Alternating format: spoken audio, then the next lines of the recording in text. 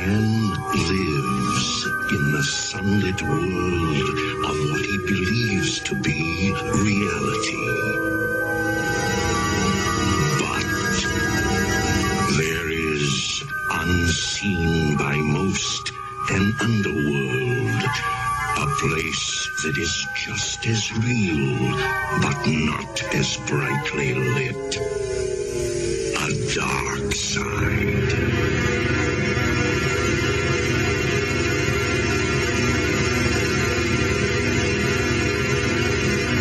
The following contains images of graphic violence. Viewer discretion is advised. Those weapons must be taken out of Cuba.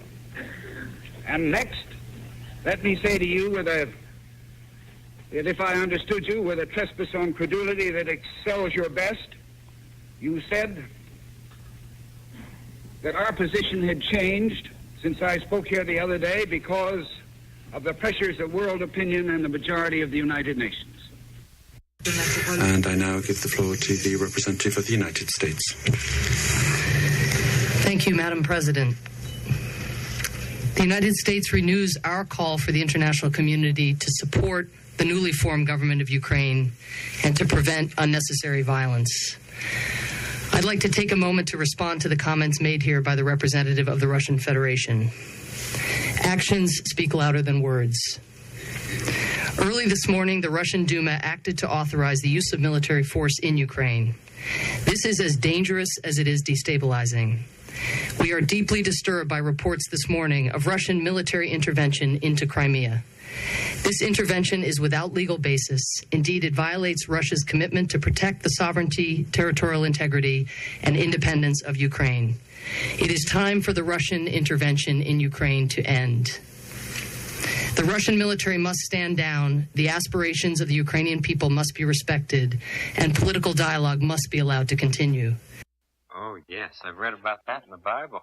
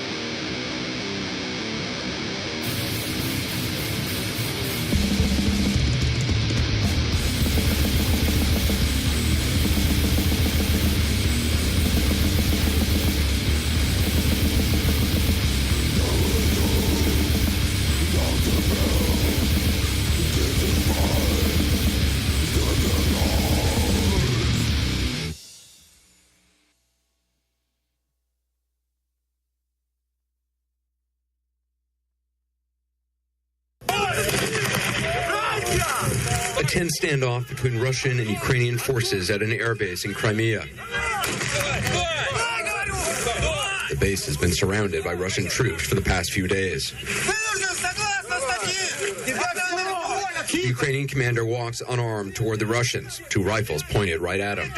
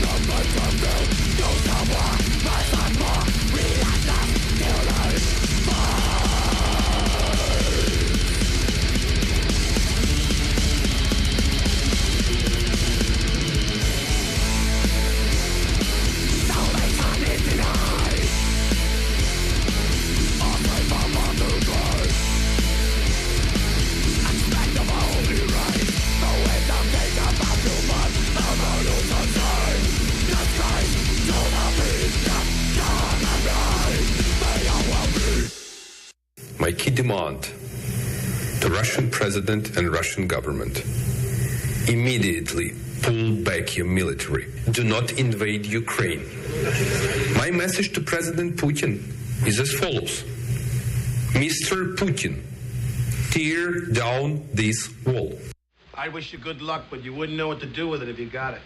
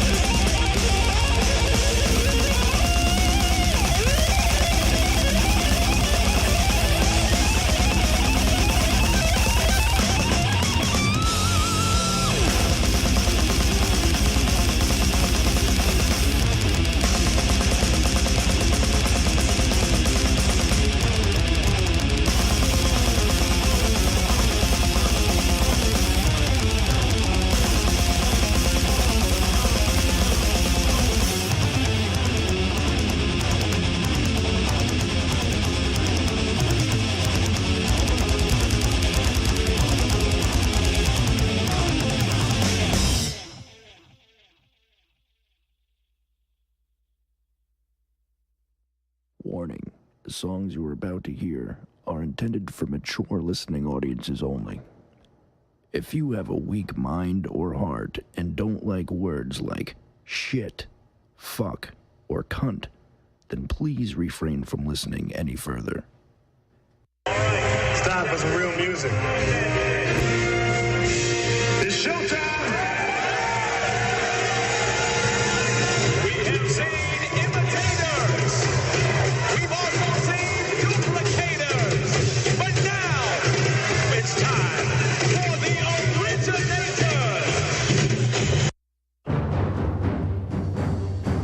Los Angeles and the rest of the world. You know what time it is. The black magic practitioner has not only conjured and summoned the one and only El Diablo Negro. What up?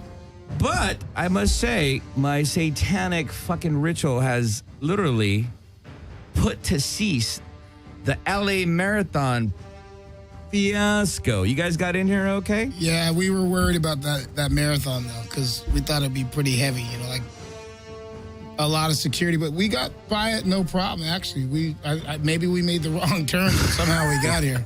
You guys know how to weigh. Since you're coming from Long Beach, you guys know how to get around shit. Yeah, definitely. Let me introduce you properly. All right, Lost Johnny was being such a fucking fag today because of the whole LA Marathon. Now, I don't want to deal with the traffic, and I don't want to deal with all the fiasco. So I asked my dear good friend El Diablo Negro himself, Caton W. DePena. Thank you for being here. And, of course, you brought your Pyrex horde.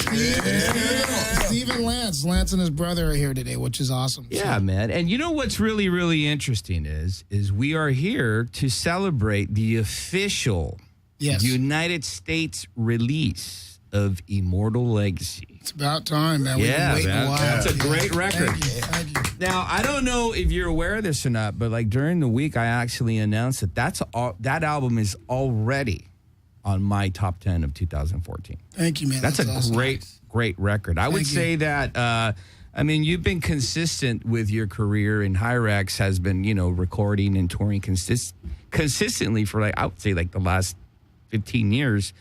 Somewhere around there. But this record really, really goes on a whole, it really ups the game. Thanks, man. And we'll talk about that later, but I just wanted to share that with you. Well, I also have to thank these two fuckers sitting to my right here. Lance and his brother Steve, they worked really hard with me on this record, and we have had a lot of things over the last, say, 10 years. I say 8. Is it 8? How long is 2005? Yep. What does that add up to? I'm stupid. 9. 9? So Long Beach Unified School District is just as fucking down. Yeah. You can graduate through our system easily, so that's why I'm sitting here. But no, just working with these guys, and we got time to really spend on the road with each other. And I think the touring has actually made us a better band. I would say that this is the most solidified and most tightest band that you've had up to date. Yeah, and these guys, even though you just lost the drummer. Yeah, but we'll talk about that in a little bit. Yeah, we're gonna talk a lot about that. We didn't really lose anybody. We misplaced something and pulled something really special into the band. I can't wait to get into that. Yeah, it's going to be cool. That's a whole nother part of this in a little bit. But these guys just worked really hard with me. They've been down. They've gone on the road with me, which proves how badass they are. I'm not overstating. It's awesome to have the Harrison brothers in with me, and we're animals. Well, I'm glad you guys are here, man. It's always great to see you guys. All right, a lot going on this week. I got to first start off by saying that I've been getting a lot of emails because I made a post about a show that I went to just the other day. It was Friday, right? Yeah. I went to go see a band called Darkest Death. Are you familiar with Darkest Death? No, I'll be honest with you. They're really, really good. But one of the things, and you're going to relate to this because you tend to play all over the world, but your demographic is really interesting, especially when you leave the United States. Yeah. Or, you know what? That's actually a wrong statement because here in the United States, your demographic is predominantly a young crowd, but you still retain the older crowd, which is awesome. Yeah. How do you deal with those motherfuckers? Jenny, play that Romperoo music, please. Here we go. Bumper, stomper, tell me do. Magic mirror, tell me to. Magic mirror, tell me to. Yeah. I got it. That's hot. I went to a show on Friday to go see Darkest Death. Okay. And I love this fucking song. And I knew that the undercard had a lot of these new thrash revival young bands, which I hate. Okay.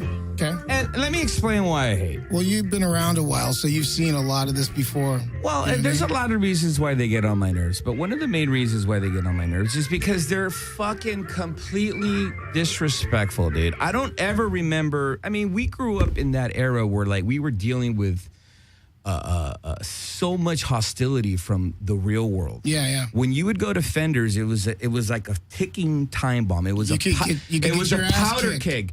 But there was still respect. Like, you didn't go out. I mean, there was some snappers that would, cause some civil disobedience. And they would, and at the time, before Rodney King, cops were they were not tolerating any of that shit. You ain't kidding. They were welcoming you with the belly club if they just saw like 4 or 5 dudes walking down the street with denim. Yeah. Okay. But I went to this show on Friday. Which, should we play that Romper Room music again? No, just kidding. Oh, my God. I'm sitting there going, mirror, mirror, magic mirror. I see you, Manuel, trying to sneak in that fucking bottle of vodka. Mirror, mirror, magic mirror. I see you, fucking Manuelito from fucking South Central, trying to come out with that beer and sneak in 5 of your friends into this show. Mirror, mirror. I see you, Maria, with your fucked up leopard pants, and you're going to be fucking pregnant by the end of the night. Mirror. Oh, and I don't mind that because they're not my kids. What annoys the fuck out of me, Caden, is I'm sitting there with an adult beverage, and you and I both know, since we're like literally proud to be alcoholics. Yes, I am. We're sitting there with a beverage that we bought. We didn't sneak it in. Yeah. We bought. Okay. And granted, we could bitch and complain about the price, but still, we're adults. Yeah, you're aware of it. And I'm sitting there waiting for this band that I want to see. I've avoided all these other bands. I was drinking at the bar next door. Oh, now they're going on? Cool. So I could just avoid this fiasco. Yeah. Buy my beverage. And some asshole wants to slam right into me. Yeah. And spill it. Now, did you pay attention to where you were going, though? See, I have a rule. I have a rule. If you fucking go into the pit, you deserve what you get. You know what I mean? Like, I'm nowhere near the pit. Okay. Come on. That's different. I'm at the bar. That's different, and you probably spilled like $5 of your drink on the floor. What really gets on my nerves is there's an etiquette when it comes to like the older underground, aficionados. Yeah. In our day, if you saw, I mean, you remember Grandpa. You'd buy a person a drink if you knocked their drink out of there. Exactly, but you remember Grandpa George and Bob and Ron. They would go. Awesome people, by the way. Yeah, Bob from Deep Six Records. He would Amazing, go. dude. He would go with Ron to shows. This is in the '80s, at the height of the violence. God of the bless scene. Ron, by the way. He's not with us anymore. But I know. He's an amazing dude. But how old was his grandfather at that time? Probably 60 or 70. Okay, he's like almost 90 now. He still goes to shows. Yeah, he's awesome. That dude proves the way. Like, anybody who thinks they're fucking hardcore, they're not shit until they know about.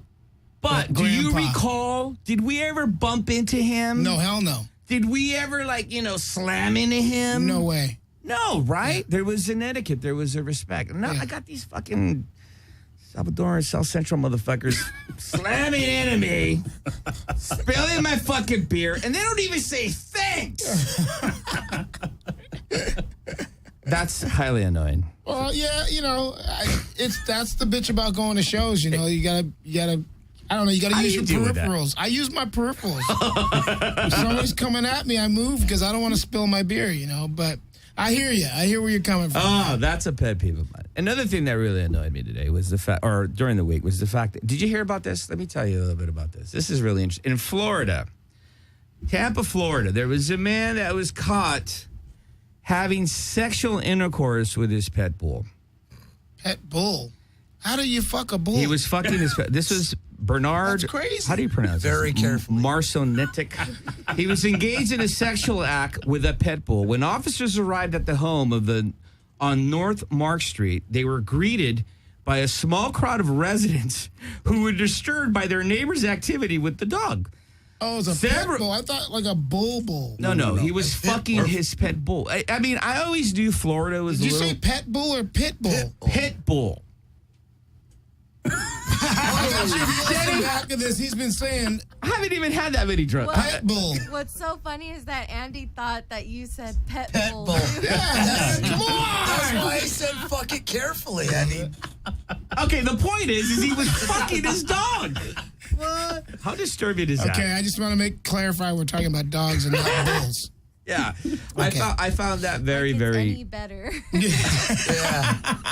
I found that very, very, very disturbing, man. Yeah, that's crazy. Here's another thing that really bothered me this week. Were you aware that the Israeli Prime Minister Bernard? He was here. Yeah, what's his fucking name? Let me look it up here. Look it up. Benjamin Netanyahu. He was here. Now, were you? This is what really bothered the fuck out of me.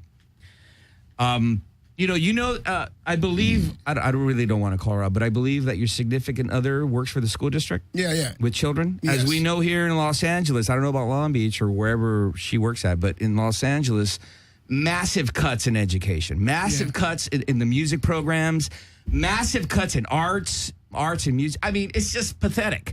Not only that, I grew up with some of these fucking teachers that are teaching these kids. They're massive potheads. Yeah. Massive fucking just spacolis. It's frightening, dude. I know. Okay, but yet we're going to spend on one day alone over $1 million United States taxpayer money. And I understand that we're living in an age where, the terrorism that can happen here, it's happened already in our Dude, homeland. if you think about it, we're all terrorizers. NSA, CIA surveillance satellites on this one particular day, which is I don't know if you're aware of any of that. I don't know if you read fucking books about, this shit. Okay, that's expensive shit right there. So the NSA, CIA satellites hovered over Los Angeles, okay? F-14s flying the skies for cover. They don't want any Cessnas coming in, fucking hitting that fucking, the prime minister's fucking caravan, right? They don't want him hitting the Prime Minister's penis. Aerial assault Black Hawk helicopters fully loaded with snipers, okay? The Israeli Mossad, paid for by the United States government, which I don't understand that. The Israeli Mossad block teams, which is what you're not supposed to know. These are the guys that the day before were snuffing out Arabs and cutting throats and finding those cells and doing the whole, Tom Clancy shit. Okay. FBI, U.S. Secret Service Protective Detail, Covert Anti-Terrorism Black Sniper Teams, which is our shit, LAPD SWAT Team on high alert, which that's overtime for them. Nice. Okay. This is what's interesting. Do you recall the TV show 24, which they had a unit called CTU? Yeah. We really do have that, except the United States version. Why are these people bothering me here? Okay. ITU, which is free to operate under national security protective detail throughout the United States and abroad. They're here. So they're the ones that are making sure nothing is happening with the Mossad, okay? All for a visit from fucking the prime minister. So what was the total money-wise? Over $1 million. Nice. No, it's not nice. You know how many fucking kids could have programs for years? That's why I'm saying nice. Redirect the money. Dude. Redirect the money. Am I the only one Mike, you don't read the newspaper. You're an idiot. But am I the only one that's like highly offended by that? Like, I think everybody there's no is. money for education, but there's money to protect this fucking guy with this excessive amount of protection. I understand it, but really? I think you're not the only one who's disgusted with it, but it's just a matter of people finally doing something about it, which it takes it takes a lot of things happening at one time for people to finally have enough, like what's going on in, say, Ukraine or what's going on in Venezuela. Wow, this is very interesting. Same with Brazil. When we were in Brazil, they were going off over there. They stood up against their government. When you get that many people to finally stand up, that's when things change. One of the things that bothers me, Lost Johnny sat there last week. I was commenting. Really? Can I move? No. He was completely uninterested when I was commenting. You might find this interesting because your dad dealt with this. Yeah. Off the coast of Florida, right on the border of international waters, Russian submarines, Russian nuclear-capable submarines. In Cuba, spy ships. No one cares. No one's offended by it. I mean, to me, listen, I'm not a big Ronald Reagan domestic policy fan. Thank you. but I was a big admirer. And I mean, at the time, I was like 10, man. I admired the diplomacy that he had with the Russians, which was, I ain't taking shit from you. I'm going to build up this arsenal, and if you fuck with me, I'll nuke the fuck out of you. And look what happened, man. Look what happened. The fucking Russians are going crazy right now. I don't give a fuck what excuse they give or whatever, that the Russian fucking population there was under siege. But you know what they're doing. It's 1940 again with Hitler. Yeah, but is anybody really surprised? I mean, we're talking about, dude, their president. Okay, he was their president before. He took a little break, went on vacation, and came back and became president again. He never has been out of power. Even when he's like, there was somebody else in there for a while. That guy's been running the show for a long time. And he's a fucking warrior. Yeah, he's an ex-KGB colonel. He's not a game player, all right? So, yeah, I mean, if anybody's surprised that he's fucking with us, they're crazy. This guy is, if he was on our team, we'd love him. Okay, now let me ask you this. What are your sentiments on what's going on in current events? Because you travel the world abroad. Yeah, travel the world abroad. The Ukraine and Venezuela. Have you been there?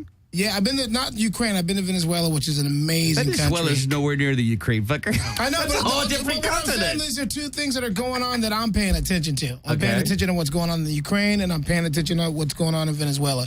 Venezuela's a little bit more personal because we've been there and we have friends there, and they're beautiful people, and they're resilient, and they actually give a shit. They care about their country. But there's a lot of factions in these countries that are splitting people apart, And if you live in those countries, you have even more animosity and angst and anger and even pride that people can't understand if they're not from that country. Venezuela's amazing. The people are fucking awesome. So what do you feel about the Ukraine? Well, I feel this way about all those countries. I don't know what something just switched over here. But I think I'm more about the people, man. I want them to have the power. So, would you agree that right now, at the state that we're in, I mean, people laugh at me, but we're literally like in a real Cold War situation, man. I don't think it's ever really stopped. Really? Yeah, I think this shit, like, it's just a matter of the rise up again to where people are paying attention. But I think there's, it's just, with us and Russia, we're like fucking cousins, man. We like to piss each other off. It's going to go on till the end of time. I don't ever see Russia and the U.S. really ever getting along. I said this last week, and I'm going to say it again. I'm glad that we finally established that they're a bunch of fucking pricks. Fuck them. Well, I'm different, though. Now we have we have a specific target to say, fuck them. I think all the governments are fucked, if you ask me. I agree. I'm more for the people than the governments. Like, it's a tough spot to be in because I love a lot of these people in these countries that the U.S. has problems with. Like, we go to Brazil. We love Brazil. But getting in there is tough because we're Americans. So the shit that we've got to go through, going through the airport and going through customs and the money they charge just for you to walk in to these countries because we're U.S. citizens is insane. But we do the same shit to their people when they come here. So the governments are the problems. It's not the people. The people want to party. They want to go to concerts. They want to enjoy music. They want art. They want culture. They want food. They want to try each other's things. That's the good thing about humanity. That's the best thing for our band and traveling is that we meet people that sometimes we can't even speak the same language, but we communicate through music. So the governments are what pisses me off. And even my own government, who I'm proud to be American, totally. I mean, my dad was in the Navy for 30 years.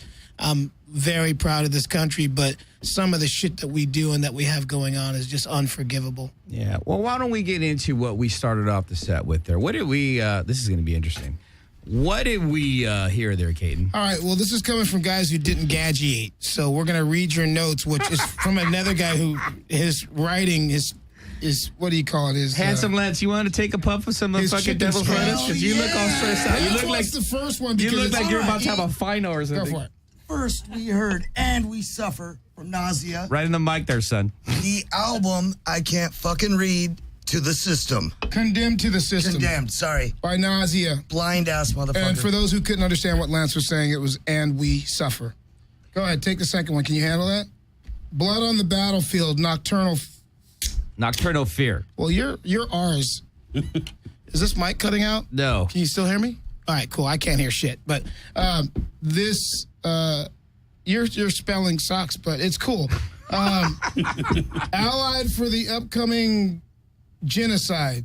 that correct? Yeah. Okay. Actually, let me mention this real quick. Nocturnal Fear is a band from Detroit. This is really interesting. You want to help this fucking... Every time you come here, you I fuck shit up. What are you doing? Dude, we're here to interview as a team. Mike made it. Mike, make sure this guy's... All right. And So we're gonna get to let this me guy mention this real quick. Let me get this Tell me plug if in. you can hear anything coming out of that. Nocturnal Fear is a band from Hello? Detroit, Michigan. Check 1, 2. Check it. Hey, let me announce this. Check 1, 2. Behave there. Fucking high school detention. Nocturnal Fear will be playing the Cathedral of the Black Goat Festival, Chicago. All right. And that's going to be March 28th and 29th. And as we mentioned, we heard a track off a Split record, which is an amazing record. You want to mention that again, my friend? Allied for the upcoming genocide. Allied for the upcoming genocide. There you go, ladies and gentlemen. There you go. Hey, can I do the next one? Hang on a minute. That's released on Moorbound Records. All right. Lost Johnny, we miss you. All right, go ahead. What was the other track? Rise and Confront from the almighty Chrisium. The record was The Great Execution, and those guys are a really good band. They're coming to Los Angeles with Destruction. Fuck Destruction. I'm I done. like Chrisium a lot, though. I love Christian. I'm sick of Schmear and his rock star fucking crybaby bullshit. We'll get into that later. Yeah, I've known that guy for years, so that's going to be a tough one for me to comment on, but we'll do what we can do. All right, we got a great show for today. As you can tell, Diablo Negro, Caton W. de Pena is my special co-host, who's illiterate as fuck. But anyways. Oh, yeah. This is interesting. We have the resurrection of Dia de los Muertos. You recall that band? I do know they're an LA band. I know that. Yeah, man. I'm looking forward to talking to I them. think the last time I heard they were doing anything, they've done other shit, but I'm sure. But I know they played the House of Blues. I think it was with Agent Steel. Right, yeah. Okay, that's all I know. Well, it's going to be a great show, man. See, now in these interviews, I hate being asked certain questions because some shit I don't know. So I don't want to act like I know shit that I don't know. You know, like. But that's what's awesome about you is that you're down to earth and you're real. But so you some bands try to act like they know bands when they don't, and that's just going to backfire on you. So I don't want to sit here and... You got to keep it real. Yeah. All right, let's get into it. You're listening to the real voice of the underground. Many have tried to replicate, many have tried to duplicate, but they lack one thing: true underground integrity. Hands off, Jenny. Hit it. We all need to get on board on this. I mean, this is something that affects the United States. We shouldn't play politics, but we do need leadership from our president, which has been, as I said, weak and indecisive in the past. This is his opportunity to step up, I think, and reassert that leadership which the world so desperately needs. It won't happen without the U.S. leading.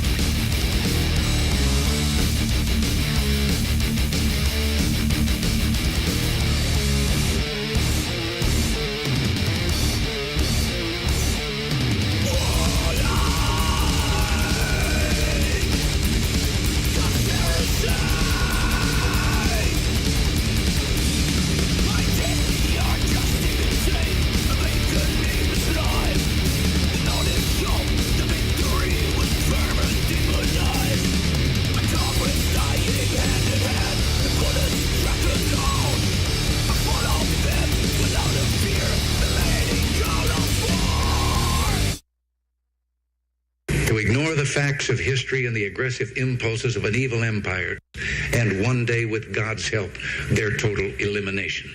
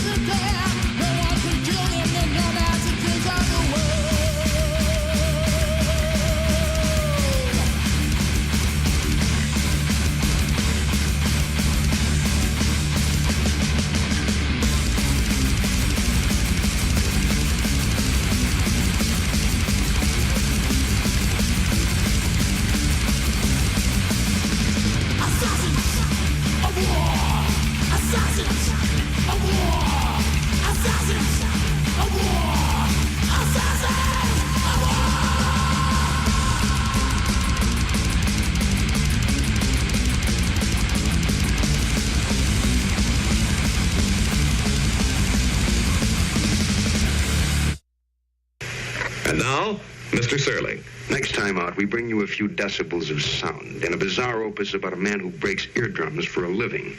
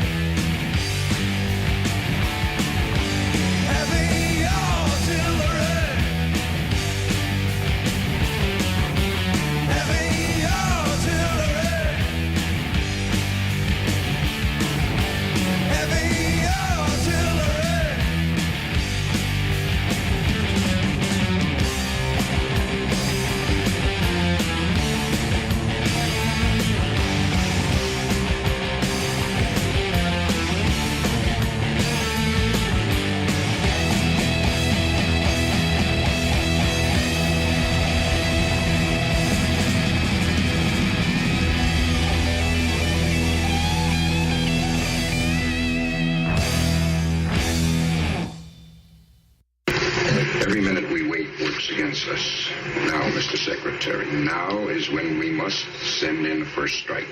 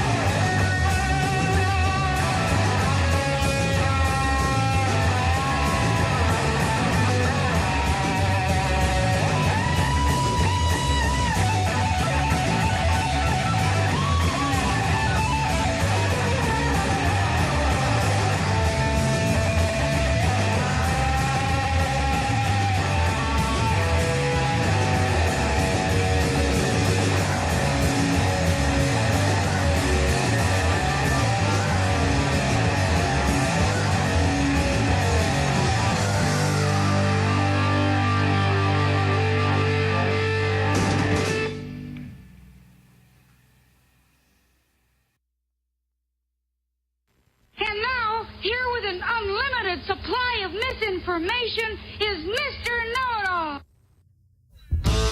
All right. El Diablo Negro. What up? What did we hear? We just heard Warlike Conspiracy by Sodom off of Code Red. We also heard Assassins of War off of Hyrax's Noise Chaos War, and I can't even pronounce that myself. And Heavy Artillery from Tank, Filth Hounds of Hades, and Warriors of Ice from the mighty Voivod. God bless Piggy. That guy was an amazing guitar player. He was. He really was. You know what? It's one of these things where, like, I don't know about you. I was talking about this last week about our mortality. Yeah. Every time, like, someone passes away, like last week, we were talking about, remember the AD Do guy?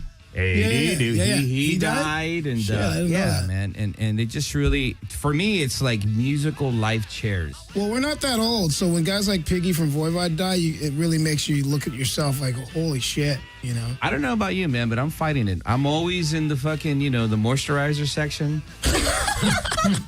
I'm Avon's best customer. I have something in common with them. I'm always in the alcohol section. So do you like this can exfoliation? relate. Hands up, Jenny. Do you like this exfoliation? Am I looking sexy? No? All right. You look good. You look fucking good, man. All right, let's get into it here. Let me welcome. This is very interesting. A couple of years ago, when I was at another station, I brought on a band called Dia de los Muertos, which I enjoyed very much. What I really enjoyed, and if you recall when I had you on the show, one of the biggest things that I really emphasized was can you settle down there, pinche diablo? Trying to get this fucker to work? It's working now. Was the musicianship aspect. And what I really liked about the band was, aside from the high caliber of musicianship, was that you were incorporating your true roots, which is Latin roots, which we'll get into specifically right in a bit. I also like the fact that the band really was very artistically, what I would like to say, original. There's a lot of redundancy in the death metal scene. It's like really, dude, I hate it to the point where sometimes I hate it to the point. It's just repetitive. Everyone's doing the same windmill fucking bullshit, the same riff. There's no freshness. There's no originality. There's no really true vibrance into it. And at that time, I really thought that you had captured something really new. And then the band kind of fizzled out, man. You had internal problems, which I hope you don't mind me being very direct about it, but the band had internal problems. You lost some members. You actually lost your main vocalist. That's right. Yeah. Which at the time, she really brought a lot to that project. Her personality, her own vocal ability. And I thought that the band was literally Dia de los Muertos, the day the dead had come for you guys. Right. I hadn't heard anything from you guys. I thought you guys had maybe put it on the shelf. And then I was pleasantly surprised to see that not only did you come back, not only did you come back with it's very rare for a band to lose such a pivotal member, which is the vocalist. Right. Which everyone from the audience gravitates to. They absorb her as the front person. Right. And then, I mean, let's be honest. I mean, she's beautiful. And aside from that, her vocal talent, it's very rare to lose that. Yes. And then to be able to find someone to fill in that spot. Yes. But I must say, I was very, very impressed with this EP. I was very, very impressed with your new member. And what I really liked the most was that it's not a carbon copy of the original band. Right. I heard your EP. And there's a freshness. There's also a sense of freedom and happiness. The music is aggressive. The music is heavy. The artistic factor is there. The musicianship is still exceptional. I got to commend both of you. Thank you. But there's a weird energy with this EP. Like, it seems like there's no drama. There's like camaraderie, there's like a friendship, and it's like four people coming together to really produce aggressive, extreme, brutal music. So with that, why don't you introduce the band? That's right. Well, I'm Alfonso Pinzon. drummer for Dia de los Muertos. Rosa? I can't wait to talk to you, Rosa. Here on my side, it's Rosa Arias, our new singer. Well, new, she has been with the band for like a year now. Yes. Hola. And then Andres Jaramillo, who's the man on guitar. And we have Juan Pablo, who's our bass player from Colombia. Welcome to the Very Manic Jimmy Cab Show. Thank you very much. Let me first start off by asking you, what is your opinion of what I just said? I think it's very accurate, Jimmy. Am I on point, or am I full of shit? Because I mean, I've already had a couple of beers at Clamatos. No. You know, when this happened 2 years. This happened right after our first Mexican tour. Okay. Which happened to be a very successful tour. You know, the last date we played Mexico City, and it was an amazing show. It was a magic show.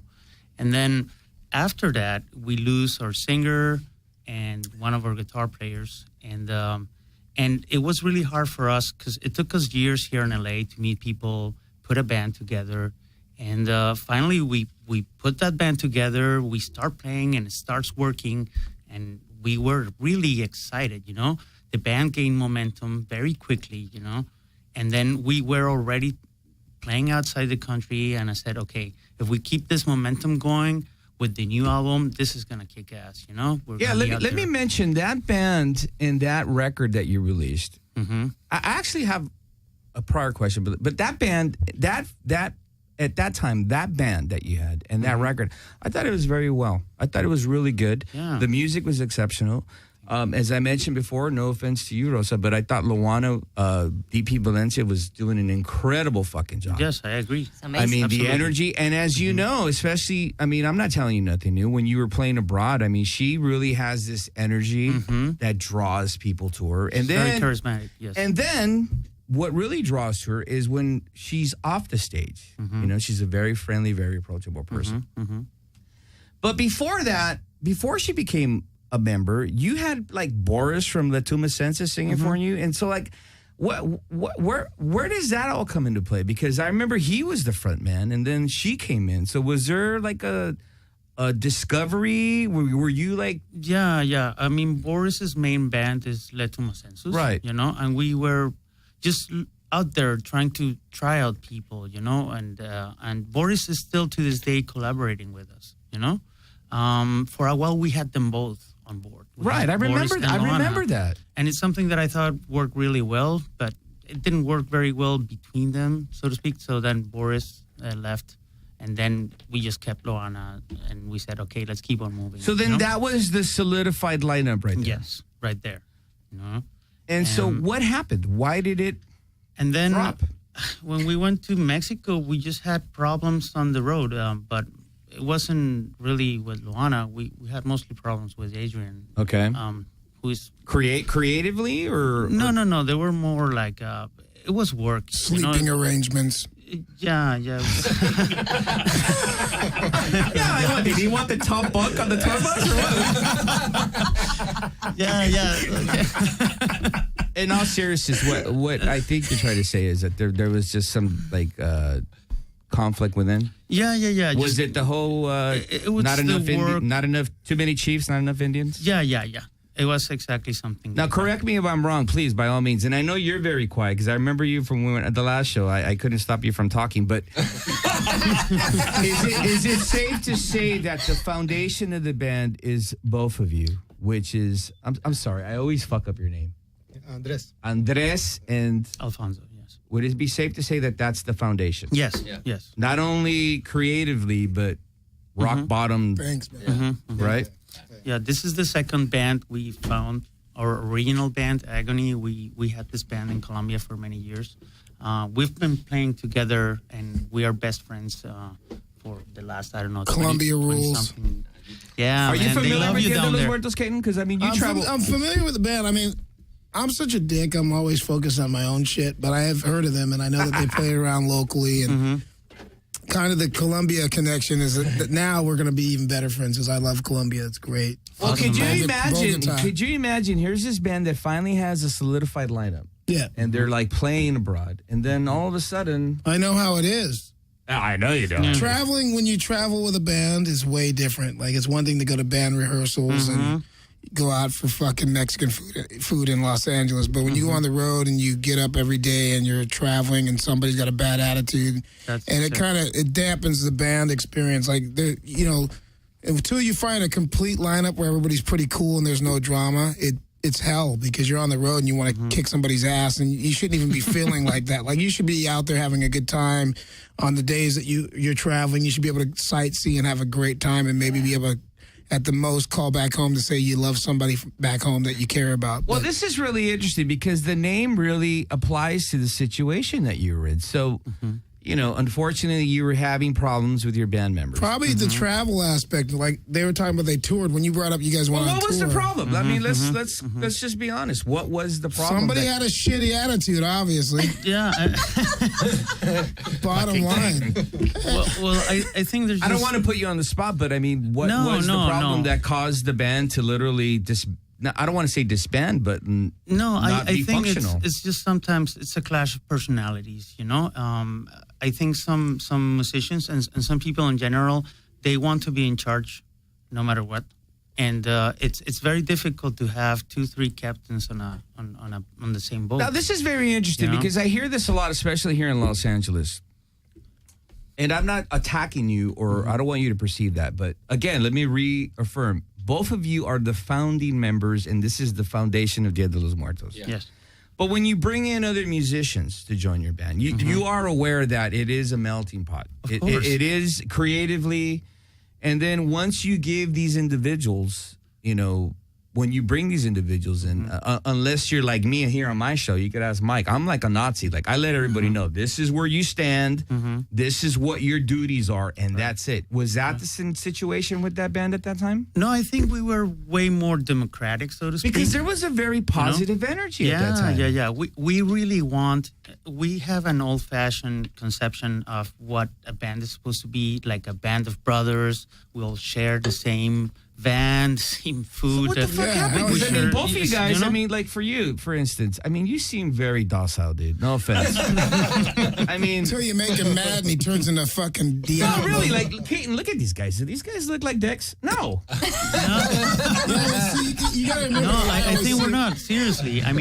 Of course, I have to admit that usually I've always managed the band, So sometimes I have to lead and have to call the shots just because it's necessary, Yeah, totally. So were you disappointed when not only you lost that member that I'm assuming, I don't want to put words in your mouth, but I'm assuming that member just wasn't fitting the Dia de los Muertos puzzle. Right.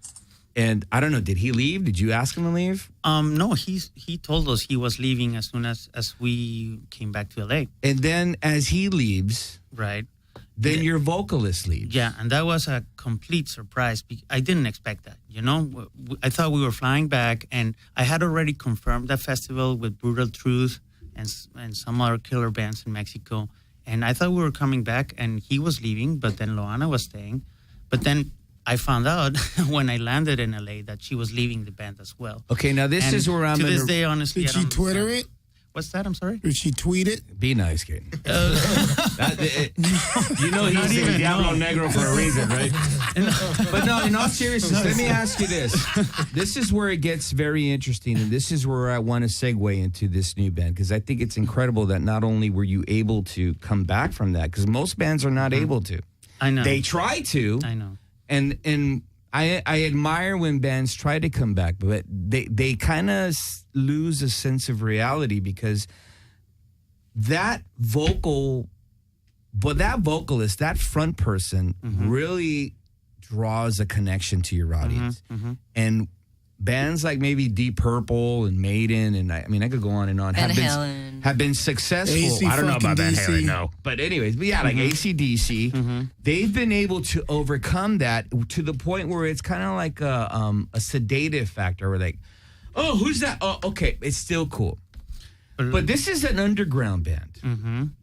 And she was like pivotal. Not to take away from the music aspect, but visually, I mean, how did you feel at that point, man? It had to be fucked up, right? Honestly, just between. Come on, bro. Come on. You say something. Just between you Just and the between Was you it and fucked I, up or the what? listeners. Just to you. Did you drink like a 12-pack of fucking Tata Blanca? Did you guys go to a strip club going, fuck, this sucks? No. Honestly, I deep Between down us and inside, I you. thought we were done. You know, I thought you were done too, with all due respect. Yeah, because we've been struggling with singers for ages. You know, so we know how hard it is to find a good, charismatic frontman, and how hard it is to deal with personalities as Exactly. well. You know, and then not only that, but she's female, and replacing her was even harder. You know, and this band is bilingual, so it needed to be somebody who knew Spanish as well. So it was very challenging. You know, and I thought like, no, this is just not gonna work. As we go out there with another person, they're going to crucify us. We're done. You know? Well, I must say, for all of us being Satan worshipers, Dios came and made the miracle happen. But honestly, yeah. But honestly, I was so not convinced of that replacement, of just replacing her in general, that it took me a whole year to actually really, really consider the option, you know? Yeah. She contacted us and sent us music, and I listened to it, and it was mostly Andres, the guy who really was pushing for Rosa. Well, let's introduce this very lovely lady. You know, on this show, everybody knows that I'm a fucking horn dog. That's an understatement. But let me just say that I was very, very skeptical in a positive way, though, because I'm going to keep it honest. I was already preparing myself to be disappointed. And I was already in the mindset of what I was going to tell you, because I've seen this happen over and over and over again, not only in my own professional experience with bands, but as a fan. Like you mentioned the Van Halen thing. I hate Sammy Hagar. Do you like Sammy Hagar, Van Halen? No, I like No! I like Sammy Hagar Montrose. Okay, I love Sammy Hagar, but anyways, when I listened to this EP, one of the first things that really resonated to me, which was I mentioned before, was how comfortable everything was. I mean, everything just seemed like four people in a room who enjoyed each other playing some really good aggressive music. And then when the vocals came in, because I was already ready, because I'm an asshole, man. I don't know if you know this. I'm a very honest person. I'm surprised to hear that. And I am a fan of Luana D.P. Valencia's vocals and her stage presence and her personality. So right off the bat, I'm thinking, my God, how is this young lady going to be able to like fill into those shoes? And not only was I pleasantly surprised, and it had nothing to do with how attractive you are, even though I did stare at your photo a lot. You've only said that. You've said that a lot this whole interview. But let me direct it to a whole other avenue. The aggressiveness. The true comfort. You don't seem like strained. And also the fact that you are not trying to be the second vocalist. You're not in any way, shape, or form trying to mimic. You're not trying to be Luana too. I was very pleased, man. And so I must congratulate you. Everybody pick up their beverages. That's not a problem. Let's do this. Yeah. The resurrection is Dia de los Muertos. Welcome, Rosa Arias. Now, you are from Mexico City? I am from Mexicali, Baja California. I know exactly where that's at. Yes. Good drinking down there. Oh. It's a little How did you hot. come? The weather's a little How hot. did you come across these two wonderful gentlemen? It was quite of an accident. I've been following Ramon Ortiz's music for a long time, you know, Puya and Ancla and all of that stuff. And he was releasing a single for his solo album. And the person that did this metal compilation mentioned that the first track of the band, of the album, of the compilation was going to be Dia de los Muertos because females first. And I was like, oh, I have heard Dia de los Muertos before, but I mean, Were you aware Luana's of- voice is so amazing. I didn't know it was a female. I do not want to compare you to her in any way because it would be an injustice. But were you aware of her and her contribution to this band? I didn't know. I didn't know. again, I didn't know that. I mean, her voice is so thick and so amazing that I didn't know that was a female. Mm-hmm. And then I went, to their page and started reading, and then I saw Loana's work, and then I saw that they have another female for the Mexico City the ice cream show, which was Elizabeth Shaw, right? Yeah, Elizabeth Shaw. Shaw. When you played that show, and I had heard that I thought she had joined the band. I had said, "Oh, this is amazing." Because she's an incredible vocalist. Right. She's very talented. She's fucking hot as fuck, too. But anyways, so what happened with that? Well, we had already committed to the Mexico show, and I didn't want to cancel because it was an amazing gig, at the Circo Volador. Right. And those fans are very devout and very loyal, and they really are appreciative of anything coming to their country. Yes. So I know Liz. I've known her for years, and I offered her the position in the band.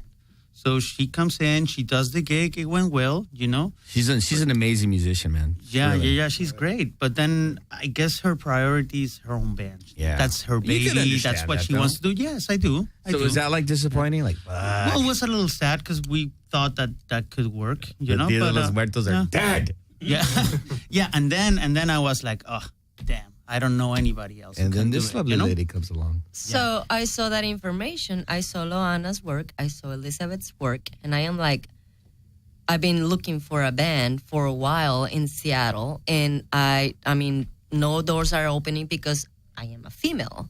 So when I see that this band is female friendly, I was like, you know what? I got history. I had my old band in Mexico, rock, Latin, band called Limbo Samba, and I am like, maybe they will give me a spot, a guest spot, something, Wow. just a little, something. So I decided to just send an email, and apparently at the time that I sent the email, they were trying to figure out what to do next, so... Yeah, and I didn't want to know anything about it. Andres was sending me her emails and music, and he's like, oh, she can do it. I'm like, dude, I don't even... want to talk about this. You know what? Let me tell you how I was very, very depressed. Let me tell you how uncomfortable it was. I see you socially in other shows and stuff, and I would like to say that we are friends. I see you a lot. Creepy. Yes. Yeah, and I tend to be, after a couple of beverages, kind of like an asshole. Even I knew not to approach you and ask you, hey, so what's up with you? Because it's kind of like when a guy loses his wife, in his house, and the pool, and the Harley. You just kind of like leave him alone. So it was really, it was very, very, very, I was very happy that you were not only able to find someone to fill in that spot so well, but then to be able to have that chemistry and go into the music. And why don't we let some of the music do the talking now? Now, this is New Dia de los Muertos. Hands up, Jenny. Yeah. Hit it.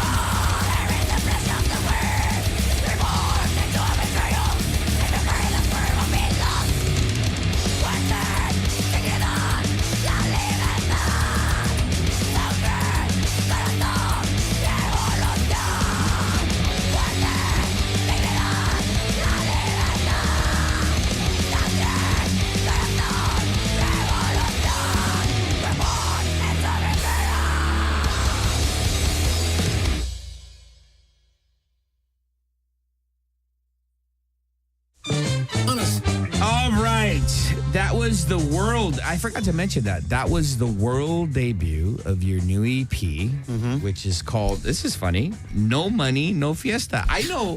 Did you write that album on my life? Because that's...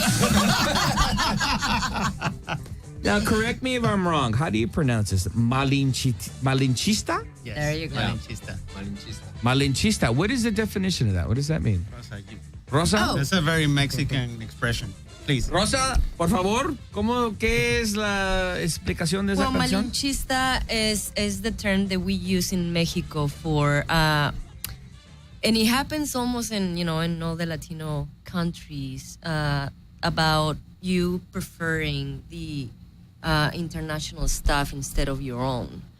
And very true. Yeah, I mean, we always go for whatever is foreign instead of supporting our own stuff. And but in this theme, we're talking about more than anything about all the big corporations, and all the big just thieves that are in the higher positions, and they're just choosing to stab their own people, just to make more money and just to abuse the people and just pay nothing for their work and stuff like that, which, that's a real malinchista right there. Now, in this band, what is the artistic order? Are you able to contribute? Like, is this song lyrically involved? Yes, yeah. I mean, we collaborate in the lyrics. The music is them in this album. And because I'm still new and they already have most of the music. But lyrically, you contributed to this? Yes, I mean, we So just let me work together let me with the direct lyrics. two questions to you. Number one, even though you're no longer from Mexico City in Mexico, you're in Seattle, which I find that interesting. But how do you feel about the political situation in Mexico now? And let me ask you another thing: how do you feel about the drug plague that's going on there? And also, are you aware, because Mexico tends to have a very independent, very real news source, are you aware that United States Special Forces have been in Mexico, not only executing drug cartel pivotal targets, but involved in that whole monopoly, where at the same time, we all know that the CIA here in the United States is involved in the importing of drugs. How do you feel about that and the terms and the validation of your country? Because your country, and also my country, because my parents are from there. I mean, it's a very sad state in Mexico economically, and the fact that the people have to deal with that, and also the mass murders that are going on with United States arms that are coming from our country. From here, yes. It's a hypocrisy kind of thing. It's a hypocrisy thing, and it's now we know because of all I'm very smart, by the way. Now we are, finding all this stuff because of the social media, just allowing us to know. But I mean, It's a this has whole been other going revolution. on. It's been going on for so many years. I mean, I grew up in a town called in the city of Culiacan, Sinaloa, which that's where the whole connection for the drug dealers and the cartel and all of that stuff happens. And I remember, sleeping through, machine guns and just noise like that through the night. And it was really normal for me. But nowadays, I mean, you cannot cover all this, corruption going on between governments and everything. And, and it's too sad. But, a lot of people like me and my family and many people that I know in Mexico is like, you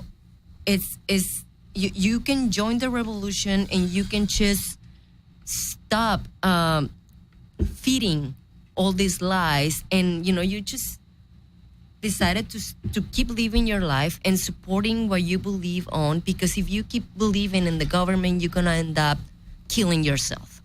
So I mean, we just continue with our regular lives. Is that why you moved to to Seattle, where all the hippies are at? Because you just want to get away from all that shit? So you're I just not want about Seattle. I just want some coffee and some pot, because I'm sick and tired of decapitations, and CIA probes, and fucking drone attacks, and cartel hits. No, seriously.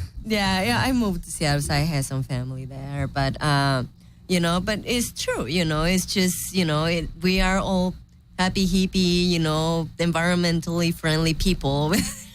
But this must be very refreshing for you because not only do you find a vocalist to fill that spot, but then here she comes with her own life experiences, which makes great real world lyrics, which of course goes into what we just heard. Absolutely, And now that you mentioned drugs, the situation I in love Mexico, drugs, the situation in Mexico when it comes to drugs and the cartels, as a Colombian, you see a reflection of what happened in Colombia 20 years ago when we were there. Yeah. When we were there, it was the time of Pablo Escobar and all the big cartels and like mass murders and bombings against just terrorism, which is a state where the Mexican drug dealers, they still haven't done that. Thank God. But let me ask you this: is this why both of you, are so very docile and non-confrontational and very... Until you get mad. You don't know Until what we you're get mad. saying right now. Because you don't seem to have that aggressive Don't piss LA them off. attitude. Exactly. I mean, I don't see you guys windmilling. I don't see you guys. I mean, you guys seem to really have a very humble, very appreciative, very mellow. You have to know when you do use, Are they the cabrones? Are weapon. they cabrones, Rosa? Really? They are. We all are. I mean, we both come from, actually, the three of us come from a very violent environment, know? Very aggressive. And very aggressive, actually. And there, when you're going to pick a fight, it's for real. Yeah, it's for real. It's not, there's no bluffing, there's no... There's no, this is what I'm going to do. It's just tell him, that's it. Things just happen, and people do stuff. They just don't talk. Now, are you all from Colombia? Yeah. Yeah, the three of us. How do you feel about what's going on in Venezuela? Oh, that's another big topic. Venezuela, it's a very complex, very close, very complicated situation. Chavez came to power 15 years ago. Was 20? No, really 15, I think. Yeah, but yeah, he's been around for a while. Let's go 17. We'll split it. Yeah, Split it in half. And at the time, I guess it was good for some people because he gave hope to the poor people, trying to bring in some socialist programs and stuff. But to me, I never kind of believed the guy, honestly. Was it repressive? He was very repressive. He was always a tyrant. A lot of How do you feel about the CIA killing him? I don't think that would happen, and you know why? Actually, it has happened. Because no, but the United States is getting its oil, and that's all that really matters. Yeah, right. Yeah. There's a lot of oil in Venezuela. There's a lot of oil in Venezuela, but the United States is getting it. It's buying it regularly. Now this all segues because I don't want you to think what am I on political show? This all segues because you, as Dia de los Muertos, tend or have, and this is interesting because I didn't know this. You have been playing abroad, Mexico, and I believe South America as well. We played. Yeah. How was the first show with the lovely Rosa on vocals? It was amazing. It was in Chile. In Metal Fest. Oh my God! You played Chile? Yeah, we played. That was my first show. That was our first show in Santiago with Accept for the Metal Fest last year. And how handsome is Wolf? Yeah. Even I was like, wow, what moisturizer are you wearing? Yeah, he's still got that same hot face. Yeah, we were the first band opening the festival at the Caupolicán. It was just us and Accept that day, right? And Pentagram. I'm sorry, Pentagram from which Chile. is a legend in Chile. Yes, No, they're a great band. Yes, yeah, great band. amazing. Yeah. And we had all the other bands watching us, all the guys from At the Gates and everybody was there. Sodom. Were you nervous? Carcass. Rosa, were you nervous? Yeah. And then that was her first gig. That is my first we didn't gig. even have a warm-up in a bar or something. Just my God. Straight to that stage. So it was, but she pulled it off and it was amazing, And then next day we were playing Argentina with Carcass and that was great too. So after that, then I felt like, okay, this could work. This is really going to work. Now, this is interesting. You are releasing, or you have already released. Yeah. This is an EP called No Money, No Fiesta. How can people get a hold of this?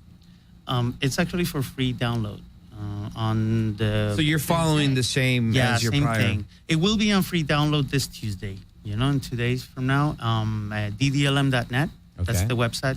You just can go there and get it for free. One more time. DDLM.net. DDLM. This is really great. You know what? Why don't we listen to one more song off this EP? And I really love this story, man. I really do. Thank you. The fact that literally the name applies to what you're going through. Dia de los Muertos, the resurrection. Fucking A. Hands off, Jenny. Hit it. Another round of violence in Venezuela. Security forces used tear gas to disperse protesters in Caracas, many of them students, demanding the release of people detained during recent standoffs.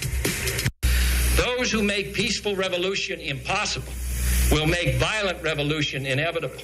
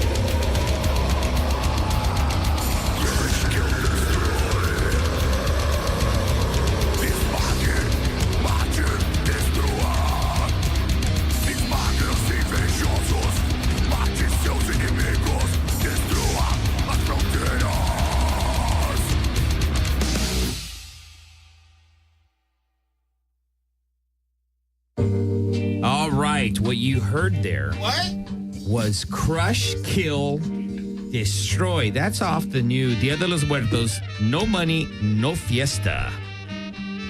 What an appropriate title for what's going on literally right now in South America, man, especially like in Venezuela and stuff like that. Now, this is interesting. You guys are all here together. I was fortunate to have all of you here because you're filming a video. Yes. Talk to me a little bit about that. Yeah, we're filming a video tomorrow here in LA, North Hollywood.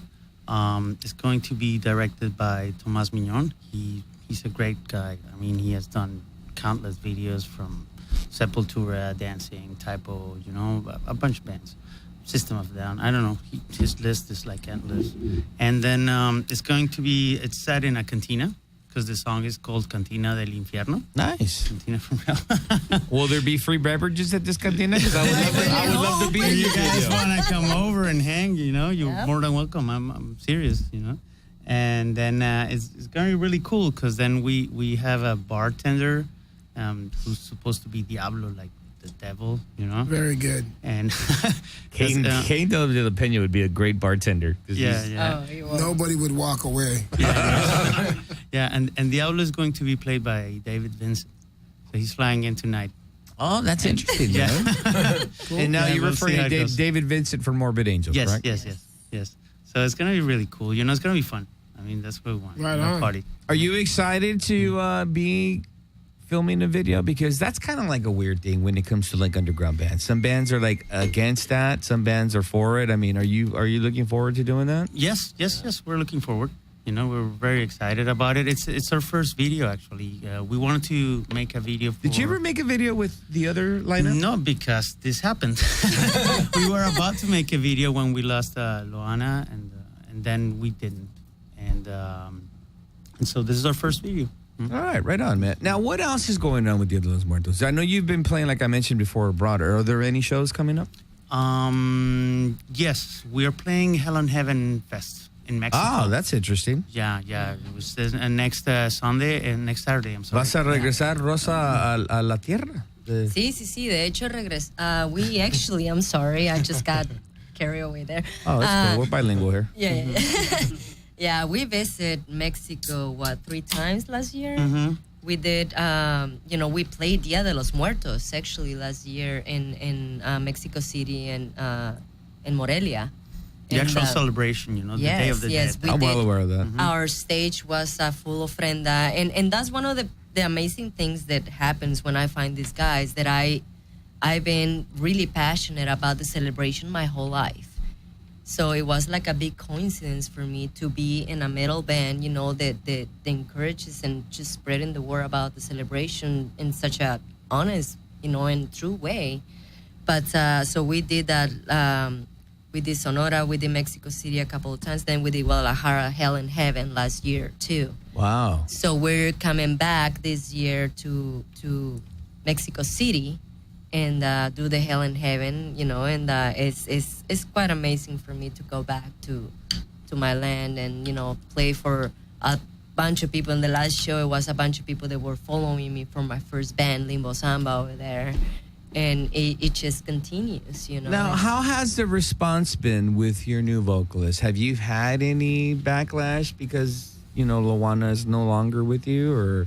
Or has the audience been acceptive and appreciative of what you guys... Yeah, for the most part. Of course, you always get a little bit of backlash. Do you? Are there some dickheads going, "Where's Loana?" Yeah. Really? Yeah. Well, Have you they're had not people Have you had people confuse you for Loana? Yes. Actually, the first 2 shows, all the reviews that we got from them, which they were positive, and everybody was happy. Her? But they were say Loana. I mean, they didn't know that I was a new person. And I'm taking the blame for that because I didn't want to make a big show out of her leaving the band. You know, because then I knew people were gonna judge even harder, and be ready to crush Rosa, and say, "Oh no, she's not Loana," blah blah blah. So I wanted her to prove herself before they could react. You know, totally. And it worked. but it had to really hit hard for you, right? I mean, here you are on stage and new band, and then there's still. and they're missing the vocals, especially in Mexico. You know, the first show we did in Mexico, I mean, that was my real, trial for me, because they love Loana. And again, I mean, she did an amazing job, and a lot of people miss Yeah, you know her. what? I got to mention that. I mean, usually it's always kind of like when you're going in transition like that where you want to undercredit prior members, but she really did a good job. She did a great job, yeah. But Yeah, I think in actuality, she set the bar high where you had to get a vocalist that not only could meet that bar but raise it, and I think you've accomplished that with this EP. Thank you. Thank you so much. Thank you She's so much. even better live. She's phenomenal. I got to tell you, man, this is a great story. You guys all have good energy. I mean, again, I can't keep you from talking. I'm referring to the other member, but I wish you the best. How can people get this EP? Just why don't you? Well, come on. Why don't you do it? DTLM.net. All right. That's the voice right there. And you're going to be playing. Where are you going to be playing again? Hell and Heaven. Hell in Heaven. And when is that? March 15th. All right. All right, man. I want to thank you for being here on the Very Manic Jimmy Cam Show. Thank you for letting me Thank debut you, your Jimmy. music. Thank you. We have some Diablo Negro. giveaways. It was an honor to be My here. pleasure. We have For some real. giveaways, right? You brought some goodies? Oh, yeah. A couple T-shirts. All right. You know, Well, what do we have there? Look at fuckers are already fucking hitting me up. God damn it, you dirtbags.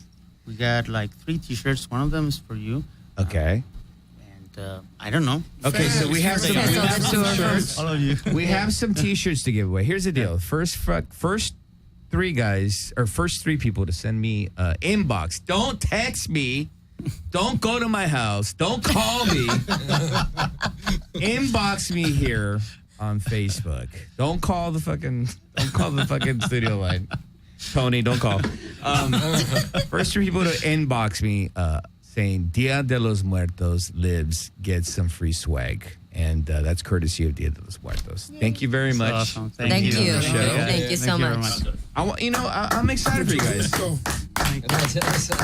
All right, this is really interesting. K&W de la Peña's here because we are going to be discussing the United States release of Immortal Legacy. I've shared this with you in our own personal conversations where I thought that this record, not that any of the other albums had any flaw, but this record really sets the bar high, man.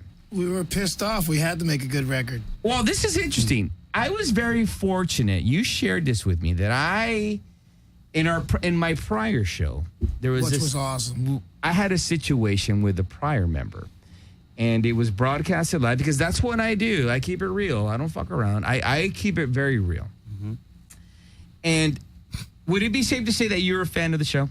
Huge fan. And you enjoyed this particular... There's been 2 episodes that were my favorites. Like, over the years, you've done a lot of great shit, but there were 2 shows that I watched where I could podcast or video podcast, whatever the fuck it's called now, because there's always technical bullshit. But the one with you and Andy Ford is fucking probably the best one ever. Like, I was hoping we would have mentioned his name, but okay. Well, it was awesome. I don't care. I'll tell facts. But we laughed so hard that we started reciting it like we were doing Now, that's parts. actually really true, right? Yeah, Like yeah. We would say, you're a deceiver. We were doing all that shit. So then we started rehearsing. We were going over stuff for the new record. We had one song that wasn't finished yet. So when we got to the subject matter and the concept for the song, it was based on the big blowout fight you had with your old partner here on. I think it was KNAC back when you were still at KNAC. Right, when I was KNAC. But it was awesome. So it was great for writing material because it was based on a guy who's a liar and that you can't trust, and we fused it with Lucifer. It was awesome. And well, you know what? I feel very honored, number one, that you are a fan of the show. Thank you, by the way. Yeah, good but number stuff. 2, to have a song written, and then not only to have it written on an album that I think really has set the bar high. This is an impeccable fucking record. As I mentioned to you before, it is literally already on my top 10 of 2014. Thanks. We just, for us, it's like most bands, but it was another level of just like we wanted to prove ourselves and that we think because we grew up on such great bands, like it's a law for us that you have to top yourself. Like you can't just try to stay in the same ballpark and be happy with that. So all the bands that we've grown up on have done such phenomenal work that you feel like you have to challenge yourself. And on this record, it was more about, I've been working with the Harrison brothers since the end of 2005. I started working with these guys, and I love the kind of people they are because they're from the real place that I believe in. They grew up the same way. They come from a hardworking family. Their mom and dad's busted their ass, and they come from that kind of fiber. So working with those guys was really inspiring. And Lance, the Devil's Lettuce, Lance, would come over to my house seriously 5 to 7 days a week. We'd work on riffs, just riffs, before even arrangements. Thousands of riffs we went through. Wow, you know what? We really busted our ass, and a lot of shit got cut, but the final product of there's 14 songs, there's 2 bonus tracks, which was all the record label, like just saying, we don't know how you guys worked in the past. We know you guys have done whatever the fuck you want, but you have to have bonus tracks for this record. And then working with Matoya, we'll get into all that. But yeah, basically, it was a lot of work, But we did it old school, though. Like, the record is like we went into a real studio, no bullshit. There's fucking wild dog in the corner. There's people sleeping in the studio overnight, and it wasn't pretty. But the record, it's really an amazing record. It is a great record. Yeah. And here's the deal. I'm going to play that legendary confrontation. I really don't want to mention that person's name, but before I play this, all content from the Jimmy Cab Show does not in any way, shape, or form represent Skidrow Studios, management, staff, or their sponsors. Hands off, Jenny. Play that legendary confrontation as I go relieve my bladder. Good Hit it.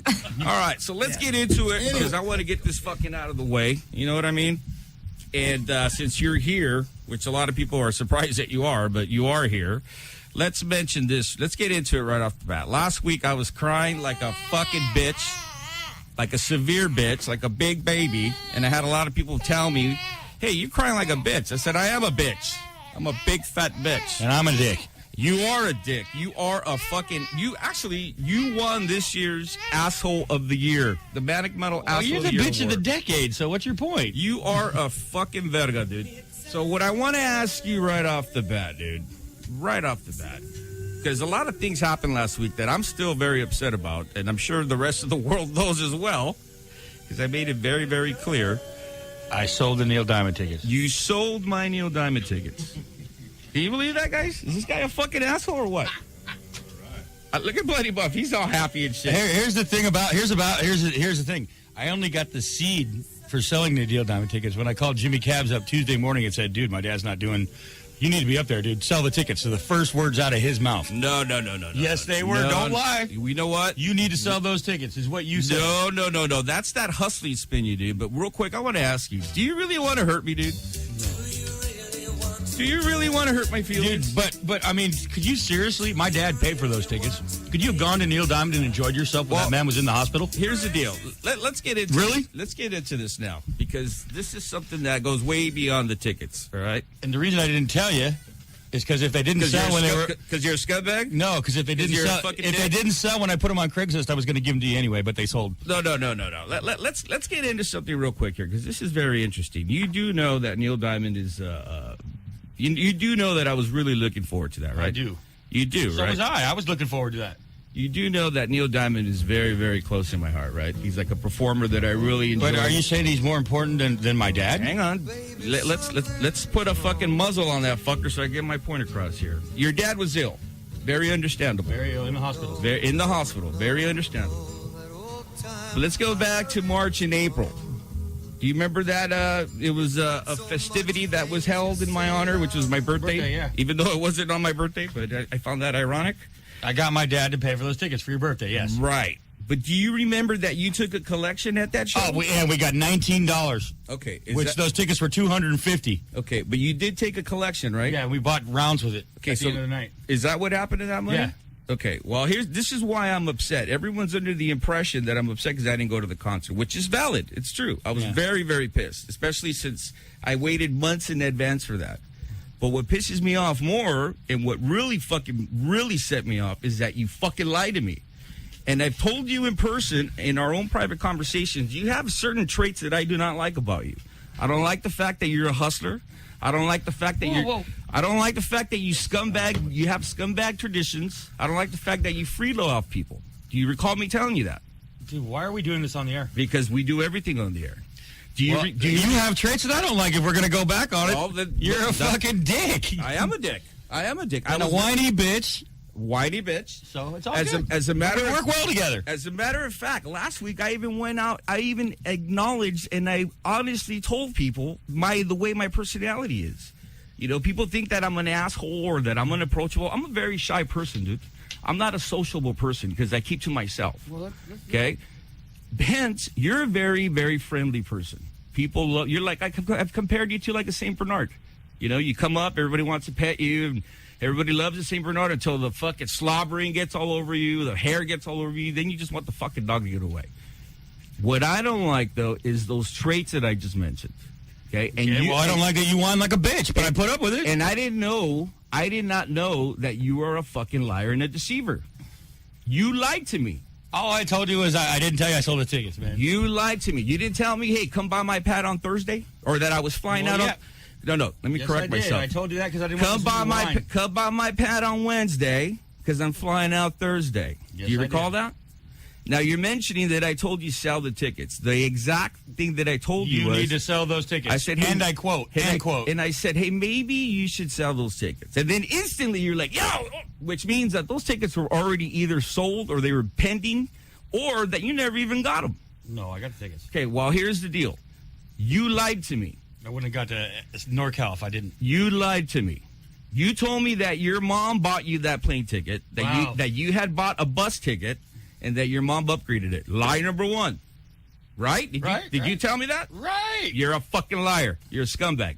You lied to me. Well, you're a scumbag, too. What's your point, man? You lied to me, dude. That's the point. You lied to me.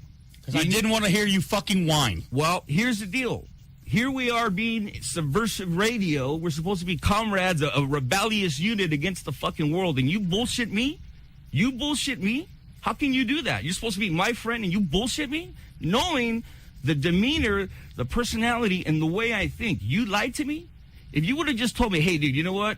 I sold the tickets. I'm going to sell these tickets, dude. I'm going to sell these tickets. I would have been pissed. I would have talked shit. But I wouldn't be irate. I wouldn't have lost that trust that I had with you. I wouldn't have lost the respect that I have for you. No, dude, you lied to me. That's the point. That's what I'm addressing. Okay, are we done now? That's the issue. No, dude, because this is my show. I'm filling in for somebody, so when I'm on this seat, this is my show, dude. You don't dictate it. You don't tell me what to do. Okay? Point number two. Rumors... You're ready to get your ass kicked on your show. Listen, you know what's funny? I expect that. Anytime you want to jump over that console, feel free, dude. Because let me tell you something. It ain't that easy. But let me address number two, dude. This is what really, really set me off, okay? Is that instead of being straight up with me, for some reason you just thought, like what you do socially, hustle people. Hey, that's your business. That's your shit. But you took a collection on that day, and whether it was $19 or $20 or $1, people gave you money, dude, because they thought that was going towards this cause, and that's the problem I have, number two. I do not want you hustling my audience. I do not want you disrespecting my audience. Anything that's associated with me or this show, I will not tolerate, dude. Straight up. Okay? Jimmy's trying to run a respectful show. Let it play.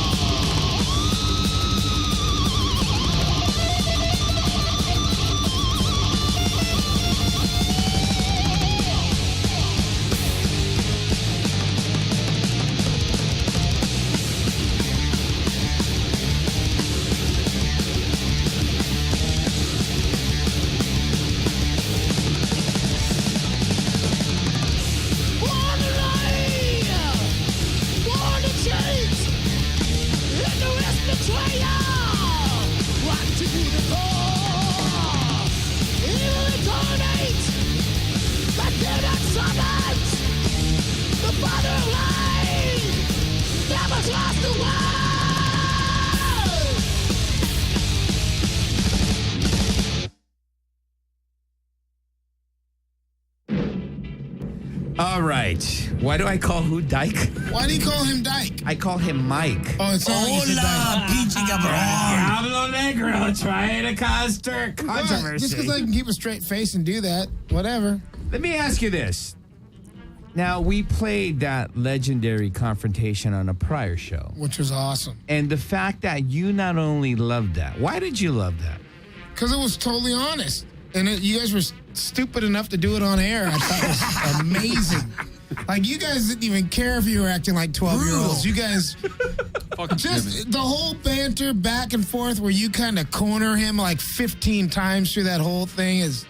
Like, we could hear the piss dripping off his pants. You could hear the crying through his eyebrows through the microphone. It was insane. But that influenced you to write Deceiver. Well, it's hard. In anything, it's hard to find honesty, whether it's music or, radio show or people writing something down on paper and really putting true words to it. So there's respect that you kept it real. Like, even though it was like not totally the place to do it, you did do it and you let it fly. I thought was awesome. Hands up, Jenny. What did you think about that? It was out of control. It was a little uncomfortable feeling, actually. Like, it's one of those interviews where you don't know. It's like a car accident that you don't want to drive by and look at. But you have to. You have to look at it.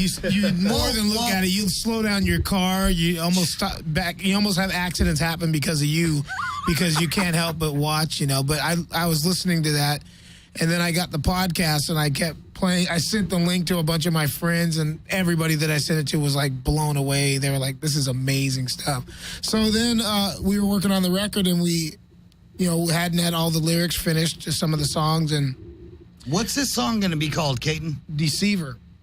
But why? Deceiver happened because of that whole confrontation on your radio show. I heard it, and You know what? I'm very honored that you would not only be inspired to write a song, but the fact that you did and you put it on this fucking album.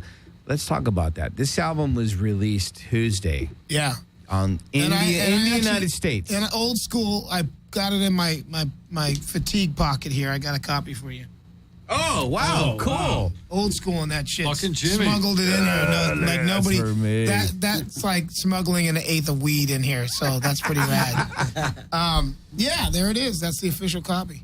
Okay, and this came out Tuesday, and this is on SPV. Yeah, Steamhammer, SPV, yeah. And also in Europe on Nuclear Blast Europe. Well, Nuclear Blast does the distribution. I have to admit I'm impressed with them because they're not our label, but they're distributing it like they are our label. That's really cool. Like, good. Well, I think they know they sell a lot of metal, so Nuclear Blast is like, if we can just bring this in and sell it with all of our other releases, why not? It benefits everybody. It benefits us. It benefits them. It benefits our label. So it's all good. And let me reflect real quick. Here's the deal. This is the first time, aside from being on Metal Blade in the early 80s, this is the first time that you've been on a label. You've been doing your own thing for decades on Black Devil Records. Kind of nervous to do it at first because, when you do records by yourself after you've been on a label and you go into that underground thing where you're doing your own shit and distributing it and talking to people and they're helping you get it out. But in what we would still do, no matter if this weren't to work out, we would go back to what we always did, which was do our own shit. But it is kind of cool to have a label that actually digs what we're doing, putting the time into it, getting the record. They're getting it to people that we couldn't get it to. So that's the bonus.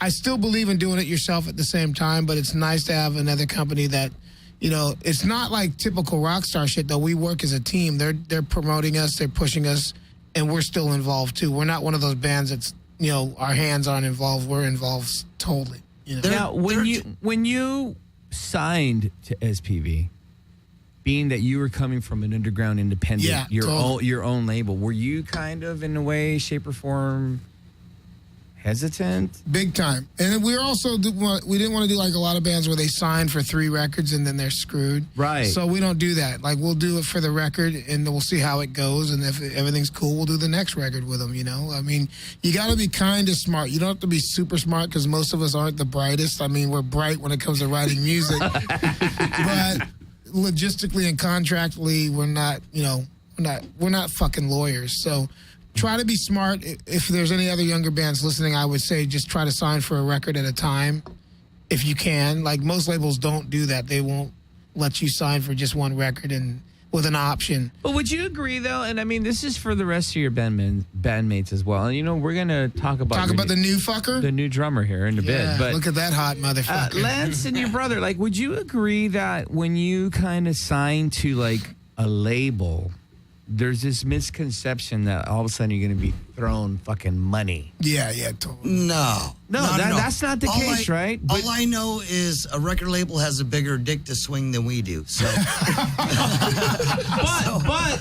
in all honesty, though, I mean, no, really, that's an accurate statement because, like, now that record will go to more people than we could. More people in certain regions. I mean, I thought you guys were already leading the way. I mean, aside from Paul Diano, you guys play some fucking obscure places, man. Yeah. And you guys go and conquer those countries where then after it becomes in the business as what I would call marketable territory to send bands and when the PRs. It wasn't before we got you guys are playing places before anybody else is playing. A lot of bands. I know. And that's why you have this loyal following worldwide, correct? Well, I think the thing with us, though, is people realize we're for real when it comes to what we do. Like, we're not perfect. Nobody is. But we really are one of those bands that believes in going into markets that most bands wouldn't go into those markets. Because we're not scared, and we've got, ball coins to spend. So we come in there. He took that. See, I've been getting everybody hip to Bitcoin, so he took Bitcoins and he turned it into ball coins. But no, we are. I think what it is with us, we really have nothing to lose because, we come from really humble backgrounds. So when you just appreciate everything and you like a good fucking burrito from whatever restaurant that makes a good fucking burrito. Like with us, like we're one of those bands that will play territory seriously that most bands won't go to because, for one, it hasn't been proven yet, like that you can go there and make some money or whatever. We go there for the people, and generally that's the main reason we go there. And then if we make money, that's cool, but we're going there for the people. So, but now that you're on a label, though, isn't it?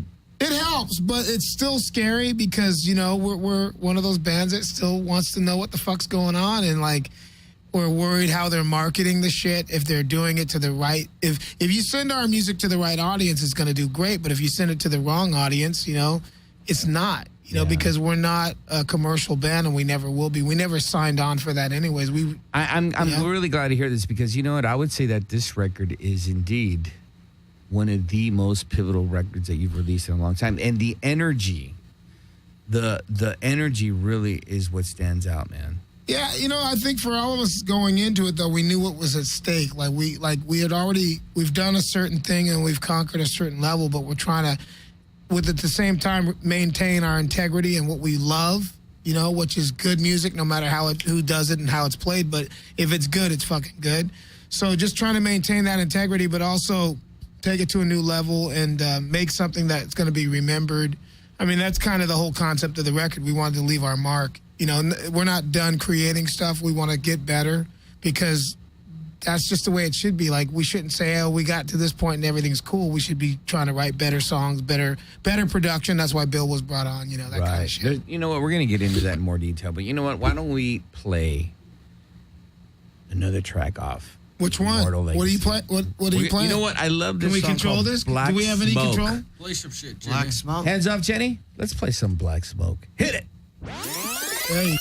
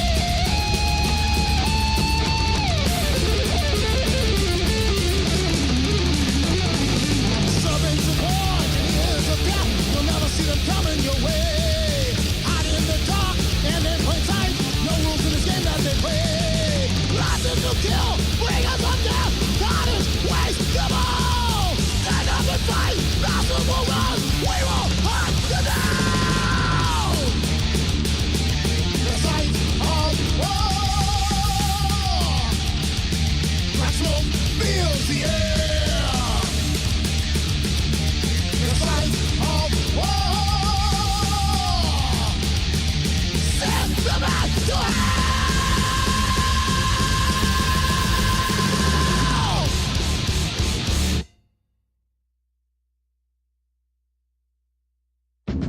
All right. What you heard there was Black Smoke. That's off the new Hyrax record, Immortal Legacy, which you can pick up on SPV, Steamhammer Records, and in Europe, Nuclear Blast, correct? Yeah, everywhere. Those guys are all involved. Check the U.S. too, Nuclear Blast U.S. Just so cheaper on shipping. I don't know if you can tell, but Lance smokes. That's why his voice is so manly. I smoke lots of. So it's like Black Smoke. Is that like a song that was inspired by Lance's Devil's Lettuce? Pretty much. It took a lot of Black Smoke to write that record, actually. This is really a great record. In all seriousness, let me just mention the fact that not only does it retain the Hyrax integrity, and what I mean by that, it just really retains the whole like underground, very aggressive, very true essence of what Hyrax is. But this album really goes to a whole other level, man. It's not only unified, which is very interesting. I want to get into that. There's a very unified sound to this. In other words, finally it seems that the Hyrax machine, and this has been going on for a couple of years now, has been in unison. More than ever, I think it has a lot to do with me, Lance, and Steve. I mean, we've got this new fucker who we'll talk about in a few here. I'm dying to talk about this new fucker. People can't see him, but, well, maybe they can. I don't know. Yeah. But me and Lance and Steve, we've been through a lot. And, we're not like one of those bands that's going to get all crybaby on you, but we're kind of close in a way. Like, we have our separate lives, but when we come together on music, that's like the time that we, for some reason, it's just magical.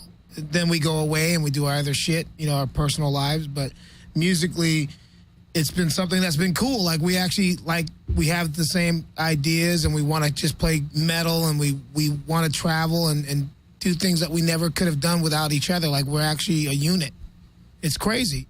We don't always talk about it, but we know that we all help each other out. And so that's probably where the unification on the record comes from, because we couldn't even tap that ourselves. It just happens. But we all work really hard. We all put the time in and put up with a lot of shit because we love playing music. Now, why don't you introduce your new percussionist? Okay. It's funny. We've been checking this guy out for years. Well, not years, like the last year or two, maybe. And we knew sooner or later we'd have to make a change in the drumming department just because things over the time has changed. And the timing was right. Like, we had some stuff happening. The record was done. We knew that there was going to be a lot of touring coming up.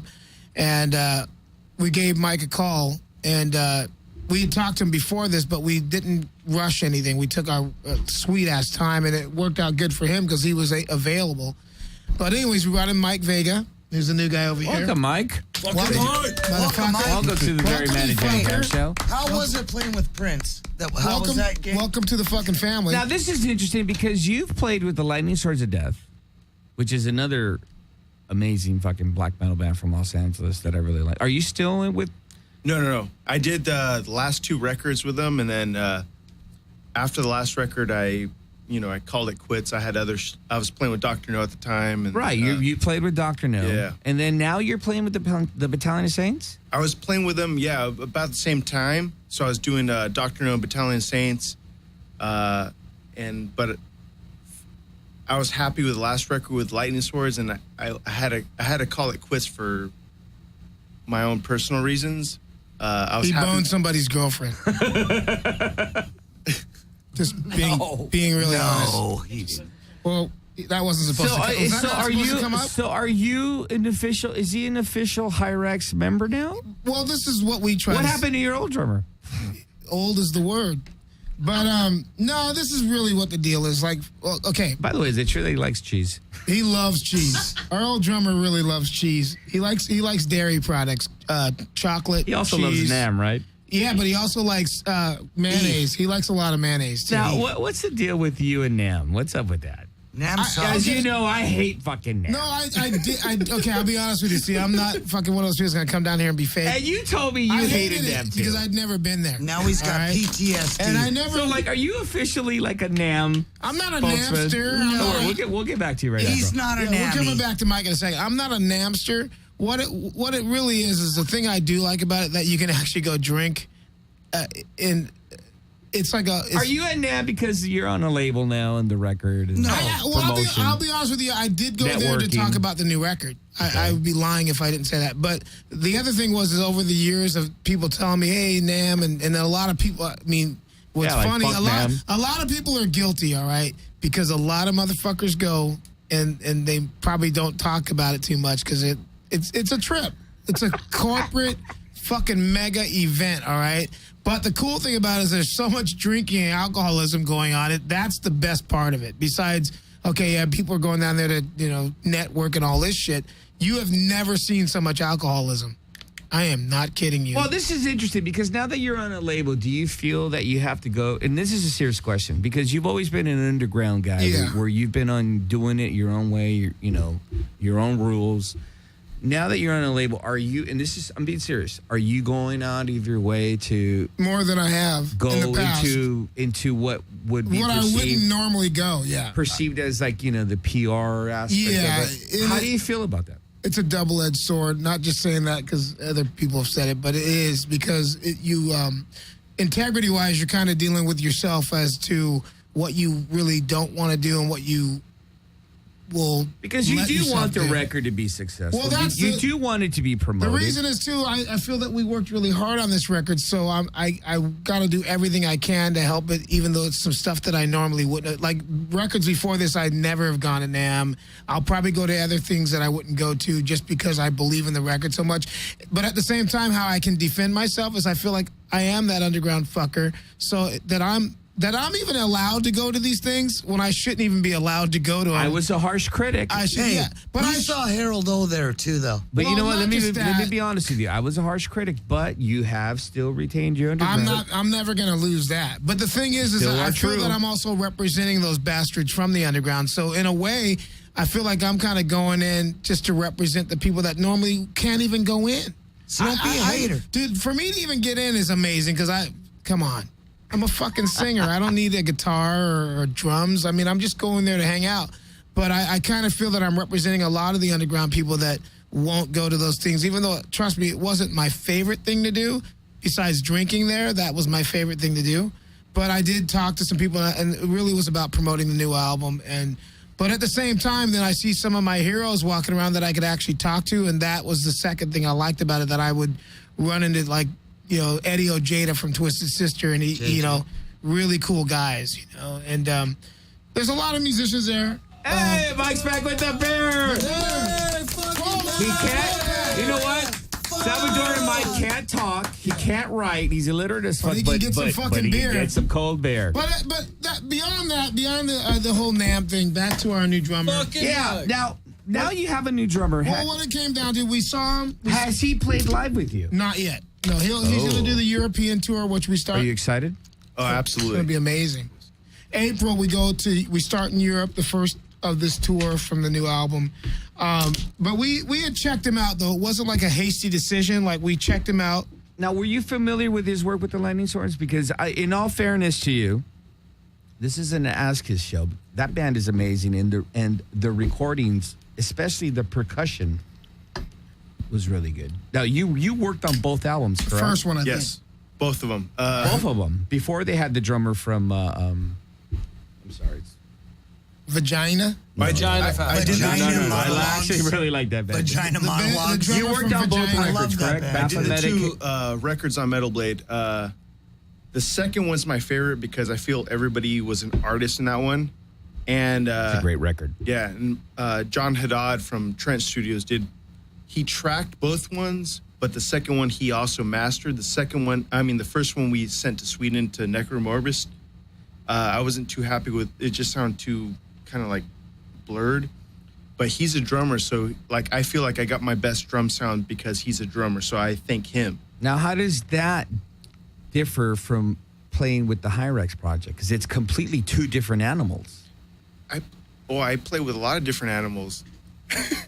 But this is fucking Hyrex, bro. He's a fucking animal, dude. This is Hyrex, fucker. This dude is a cougar bait. I don't think you're gonna laugh. Answer the question, Mike. Mike, answer the fucking question. How do you feel playing, going from that beast to this beast? It's up my alley. That's my roots. I played punk rock, thrash, black metal, death metal. Doesn't matter. That was a good question. That's a great answer. Good answer. Yeah. Yeah. Now we're not gonna. Thank you, Mike. We were gonna rat pack him when we got out. You're not into now cheese, are you? Now he's cool. Yo, Jimmy. You Mike heard just it says on bring Jimmy it, bitch. Cab, the Pony Boy Show. You heard it on Jimmy Cab's The Pony Boy Show. That Mike just laid it down for you. I went and saw him one night. I was there to check out a bunch of bands. It was like Dr. No, Sacred Right, and Vermont. Okay. Yeah, and I saw him play, and I was like, well, we needed a guy that's also, for us, really, with Mike, this is what's going to happen. It's up to him how long he stays. We want him in the band, but I don't want to be one of those guys when they introduce musicians and say, oh, it's perfect. Like, he's going to have to go on the road with us, see how things work. You know, he's just in the band now. He hasn't gone out on tour with us. You know, hopefully everything will go smooth, and then we can get to the next record, which is still going to be probably a year or two away because we got to tour off this record. But I do think he's got the chops for what we're doing, and he does come from the right background. And we wanted to get somebody that also was hungry. It's not just about, Absolutely. you know, That's important right somebody there. who wants to come in and really want to contribute to the band and be a part of it and, like, uplift us. Like, we want somebody that's going to bring something to the table, not just come in and play typical drums, you know. For sure.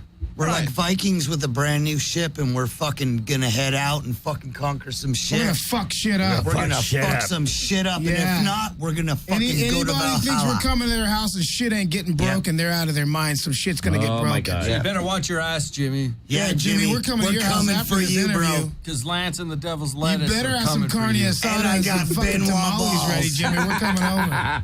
I got ball fucking coins too, All right, bro. this record's really interesting because it also features some extraordinary, long-term, true underground musicians. We're going to get into that subject in a minute, but we're going to get into some music right now. This is Hellion Rising, which was the first track that you released, which is impeccable. Let's listen to that. Jenny? Hey, Jenny, let's fuck some shit up. Let's fuck shit up. She's too quick. Bow to your knees, Armageddon, the apocalypse. Now is here.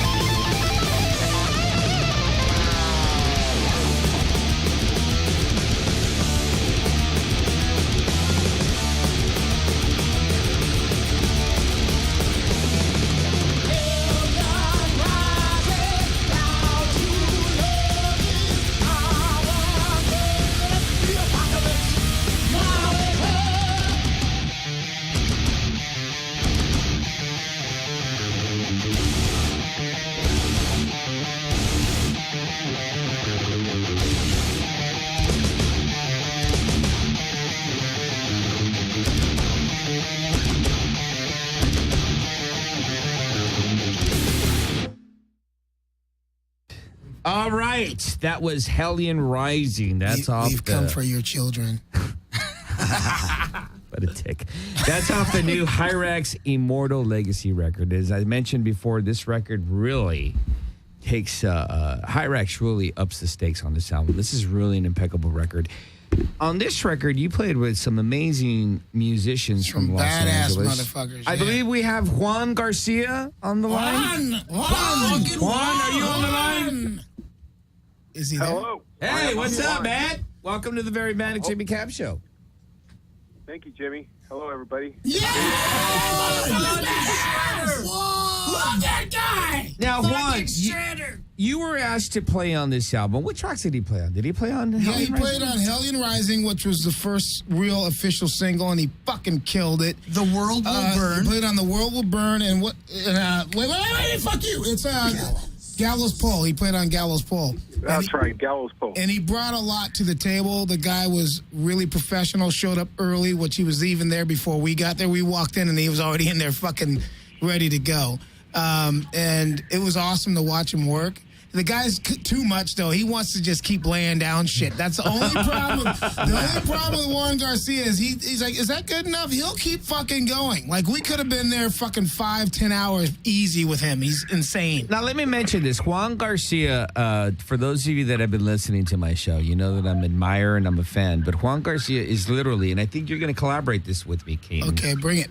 One of the most unappreciated, truly underrated guitarist in Los Angeles. This guy is the premier in Los Angeles, the premier guitarist. I'll go on record and say this about him. Dude, he was there from the forefront, from the beginning. What I like about the fucking dude, let us suck your dick for a bit. We'll let him chime in a second because he's on the line right now. But I'll say this, and this is all true. This is one old schooler to another old schooler. He's a class act, and I'm not just saying that. Like in every aspect. Whether we're drinking or we're doing music, the guy's a total class act. It was amazing to have him come down. Like, for me, the special thing, not just having the special guitar guys come in, but to be able to witness him laying down the tracks. You know, watching Juan work was cool, man. I'll definitely vouch for Juan, and I watched him fucking play on my shit. Lance, were you shitting a brick? Not at all. Did he bring up your game a little bit? The bummer was my shit was all already recorded, so I couldn't go back and recanter. Yeah, because after Juan did his takes, Lance, like, can I go back in? Yeah, no. Juan kicked ass. Juan came in and fucking like basically. Underrated. Juan came in like Al Capone and shot up the whole fucking studio. Was Lance like? Someone gave me a recording of Lance at Bill Matoyer's studio when you were recording the album. I heard this is what Lance. Juan Garcia recorded it. Can I go back? You got it. Here's up on that one. Here's the deal. Dan, when you went into the restroom, here's a bootleg recording of you talking shit about Juan. Go ahead and kill me, you cocksucker! But I gotta say this: you gotta let Juan talk now because he's on the line. But I know the dude smoked balls in the studio. Juan, how did you like recording with Hyrax on this fucking great record? It was a privilege to work with Bill Matoyer and Lance and Caden on this. You know, it was right up my alley, old school metal, speed metal style. And Caden picked some good tracks for me to play over. He knew my style, which the music from Hyrax complemented my playing and so forth. So it was a lot of fun. It was you know, just go in and kick ass and very proud of my work, and I'm very proud of the new Hyrax record. You should be very proud of your work. Let me tell you, man, I think in Los Angeles, there are very few guitarists in the metal scene that really have been so pivotal that do not get recognized, and you are one of them. Yeah. Let me also say this. The fact that you, after all these decades, have not only still been true, not only with your own projects, but the fact that you were able to add your own contribution to this great record, I admire that. And here's the deal. The fact that, Caden, you acknowledge this guy. Yeah. Because I've been one of the most pivotal fucking assholes to say you're like a fucking narcissistic fucking Nazi fucking SS fucking. I'm worse. I'm Dude. worse. Yeah, but I'm you worse. acknowledge not only Juan Garcia and his fucking contribution to the alley underground scene, but you said, hey, bring this guy on board. It's respect too, though, man. Like, not okay. We become friends. Hey, Juan, are we fucking friends? One of these days, yeah, sometime in 2014. I think so. Well, the thing is, it's more. I respect his work. I mean, I've known about him for years, and obviously there was this decades. Not just the rivalry thing. Because when you are in the same city and you're doing music, you can't help but have like, hey, this guy's a badass. So it's like a rival. But more or later, as you get older, you go, I fucking respect this guy's work. And then we started becoming friends and talking, and we did some shows together. And once this record was coming around, it was like we had some openings where we could bring in some guys to do some guitar solos. And I was thinking, if I'm going to do this, I talked to the guys. I was like, let's get the best guys we know in L.A. because L.A. to us is actually underrated for talent. And I think we got three of the best. I don't really think there's anybody better than the three guys. Why don't you mention who else played on Well, this there was album? Juan motherfucking Garcia, and there was Jim Durkin from Dark Angel, and then there was fucking Rocky George from Suicidal Tendencies. And to me, those three guys alone, those are the guys. Ball rippers. I don't even think I could think anybody higher than that. Seriously, in LA, nobody better. So we wanted to make the record special, but I thought it was cool that we got three guys that were fucking phenomenal. It was really cool because we wrote this record for two. Two guitar players. Hyrax has always been a two-guitar player band, whatever. Except in the first couple of But minutes. when he mentioned the dudes that we were bringing in, I was like, holy shit, It fucking... Could you choose better?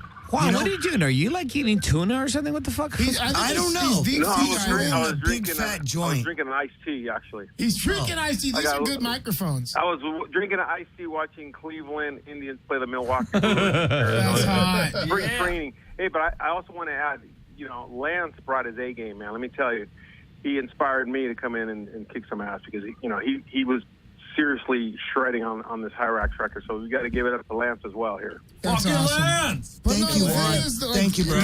All three guitar players, can I tell you what's really the most awesome story of the whole thing is I called all of them the same day, and within a half hour, all of them were like, we're fucking doing this.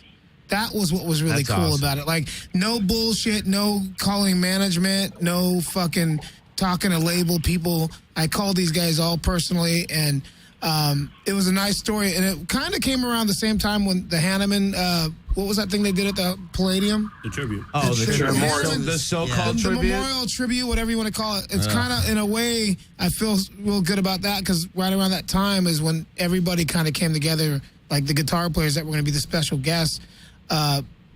They were all there. Bill Matoyer went, and he ran into Rocky George there, and that's kind of where Rocky said, what are you doing, Bill? And Bill goes, I'm working on a new Hyrax record. And Rocky's like, hey, let Kate know if he needs somebody to do a couple of solos, I'd be into it. So that kind of sparked. And then Juan's kind of like, he doesn't know it, but we're fucking keeping an eye on him. I know he's a busy man. Juan, are you aware? Here's the deal. Are you aware that not only have you been like scouted by the Hyrax group, but we're watching that fucker. Is there any potential to have the Master of Metal, Juan Garcia, possibly play on stage? Well, our thing is if we play locally, that would be awesome. If we play locally and he's available, like it's one of those where we can do a special thing where Juan comes up and does like especially Hellion Rising because him and Lance on that track, it's almost like Look at Lance. He's like, I don't know. Fuck you. it's cool because Fuck that guy. Let me tell you. Juan played great on all the tracks, but there's something about Hellion Rising when you hear him and Lance going Lance, back would you and like forth. to would you like to be on stage with Juan I Garcia? would fucking love it. You know why?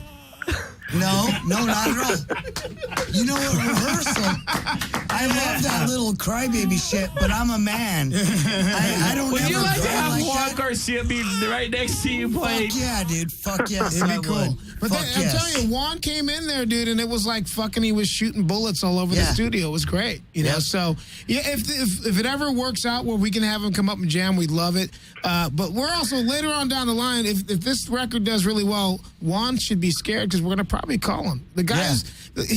I feel the thing is, the thing is with Juan, dude, I think he's such a good guitar player, and I love what he does with his own band. I should say bands, because he's always got a bunch of stuff going on. But the guy, he should be doing major things because he's a badass motherfucking He's a guitar. true fucking musician. He's a great guitar player, man. Yeah. He really is. In all seriousness, you know what? Being that here you are at this point in your career, finally with a really unified, truly talented Hyrax group, and then you open the invitation to bring like legendary alley musicians like Juan It's about Garcia. time we did it, though. Like, I feel It like really is. Well, I think the problem. I think you should play a show in Los Angeles Part of my and thing really is bring with all this LA. I aspect think that to it. we're not unified. Like, I'll straight out say this: San Francisco's got it right. Like those bands, they're unified with each other. And here in LA, there's a lot of great bands like Agent Steel and Evil Dead and fucking Suicidal Tendencies and Dark Angel. And it's like time for us to like, dude, LA's got a great fucking metal scene. What the fuck is going on that people sometimes try to sidestep it? This is a really amazing plethora of great musicians and just the music scene here has been underrated, I think, for a long time because San Francisco has gotten a lot more of that notoriety. But, dude, if you think about it, half the bands from here went up there and killed it. Yeah, absolutely. Juan Garcia.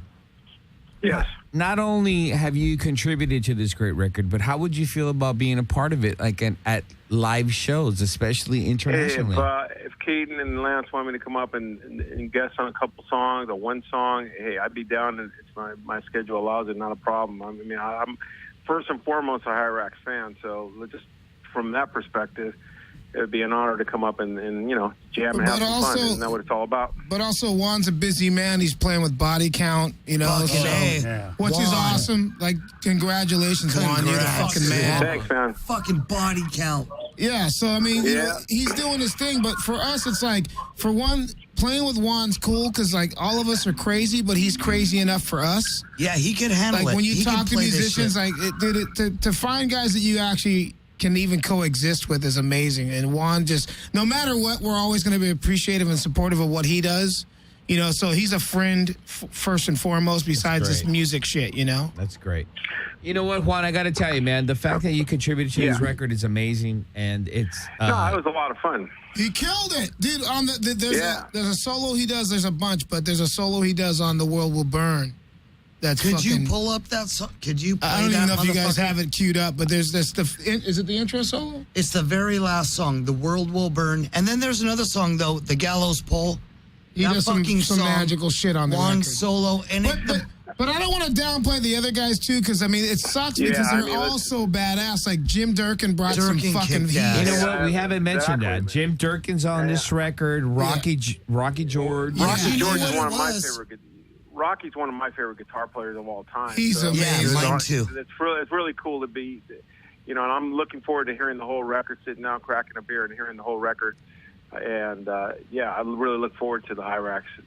Dude, all sit down the listening guys, session. all the guys, and Juan, I think we're going off because you're on air, but dude, you fucking killed it. Yeah. I mean, I'm not just saying that. Juan came in there, it was fucking sick. Dude, it was funny watching him because he's like, "Is that good enough?" And we're like, "Dude, stop that kicked playing." ass. We had Fuck to tell you, him to Juan. stop playing. Bill Fuck Matoyer, you. Bill Fuck Matoyer, you. seriously, Bill Matoyer told Juan Garcia, "Go home," because fucking he'd already killed everything. It was like nothing more for him to do because he just came in and did.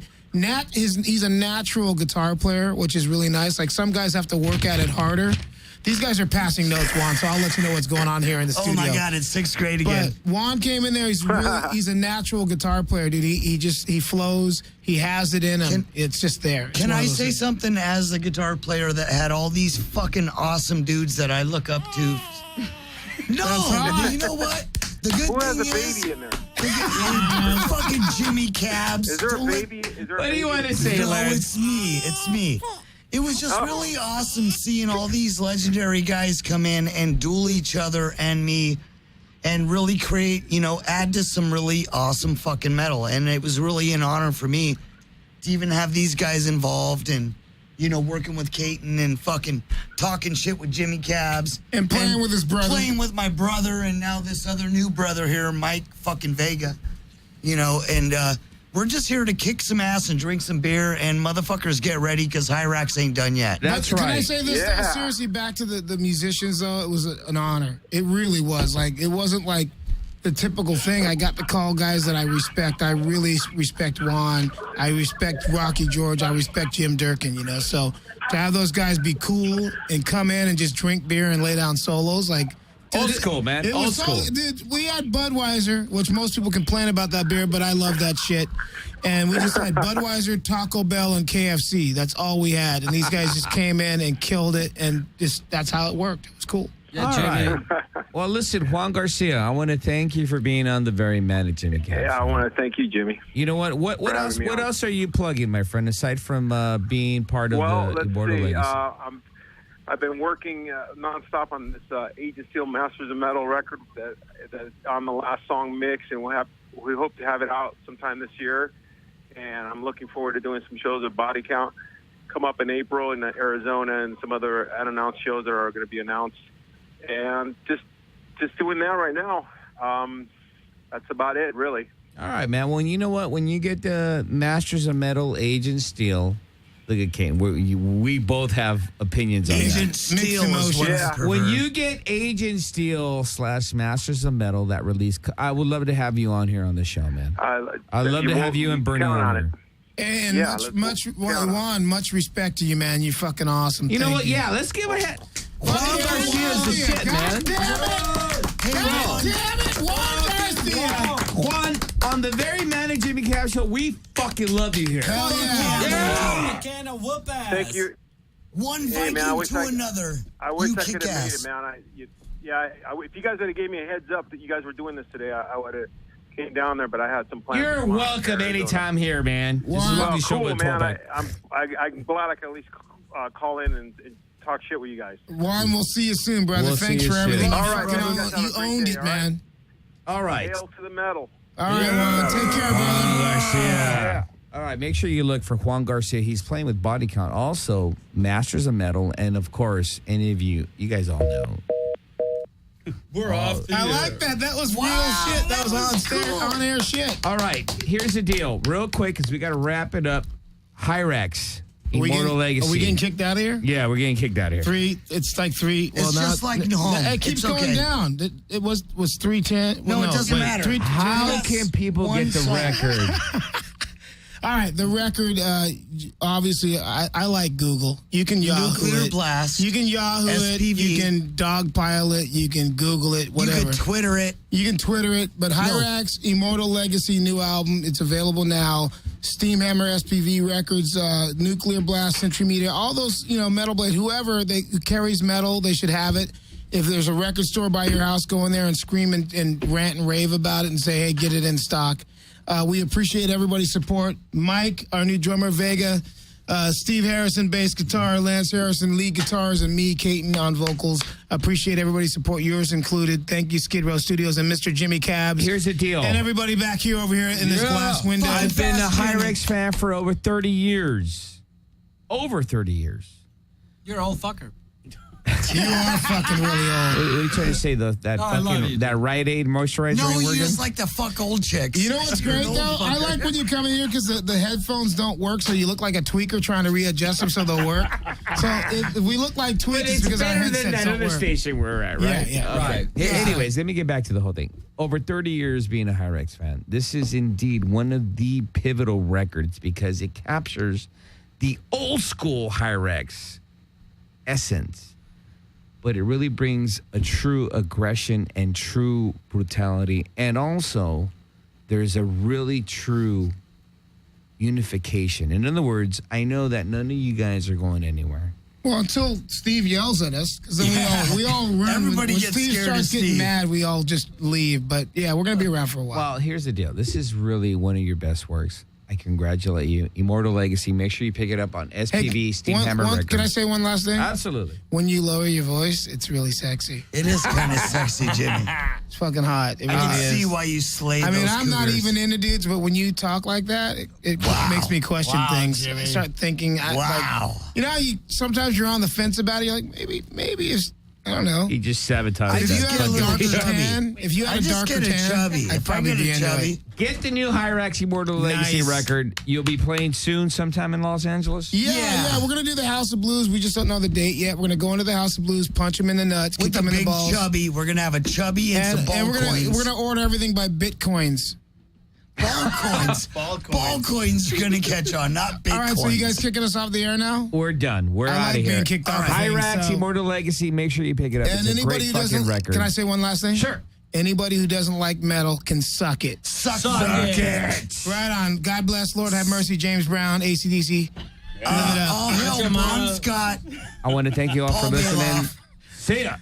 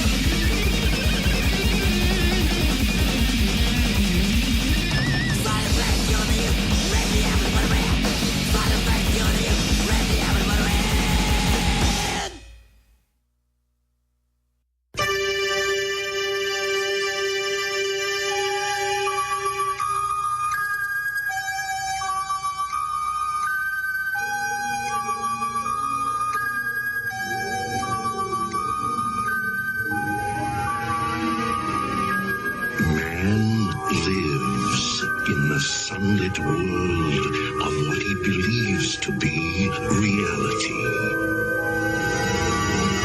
But there is, unseen by most, an underworld. A place that is just as real, but not as brightly lit. A dark side.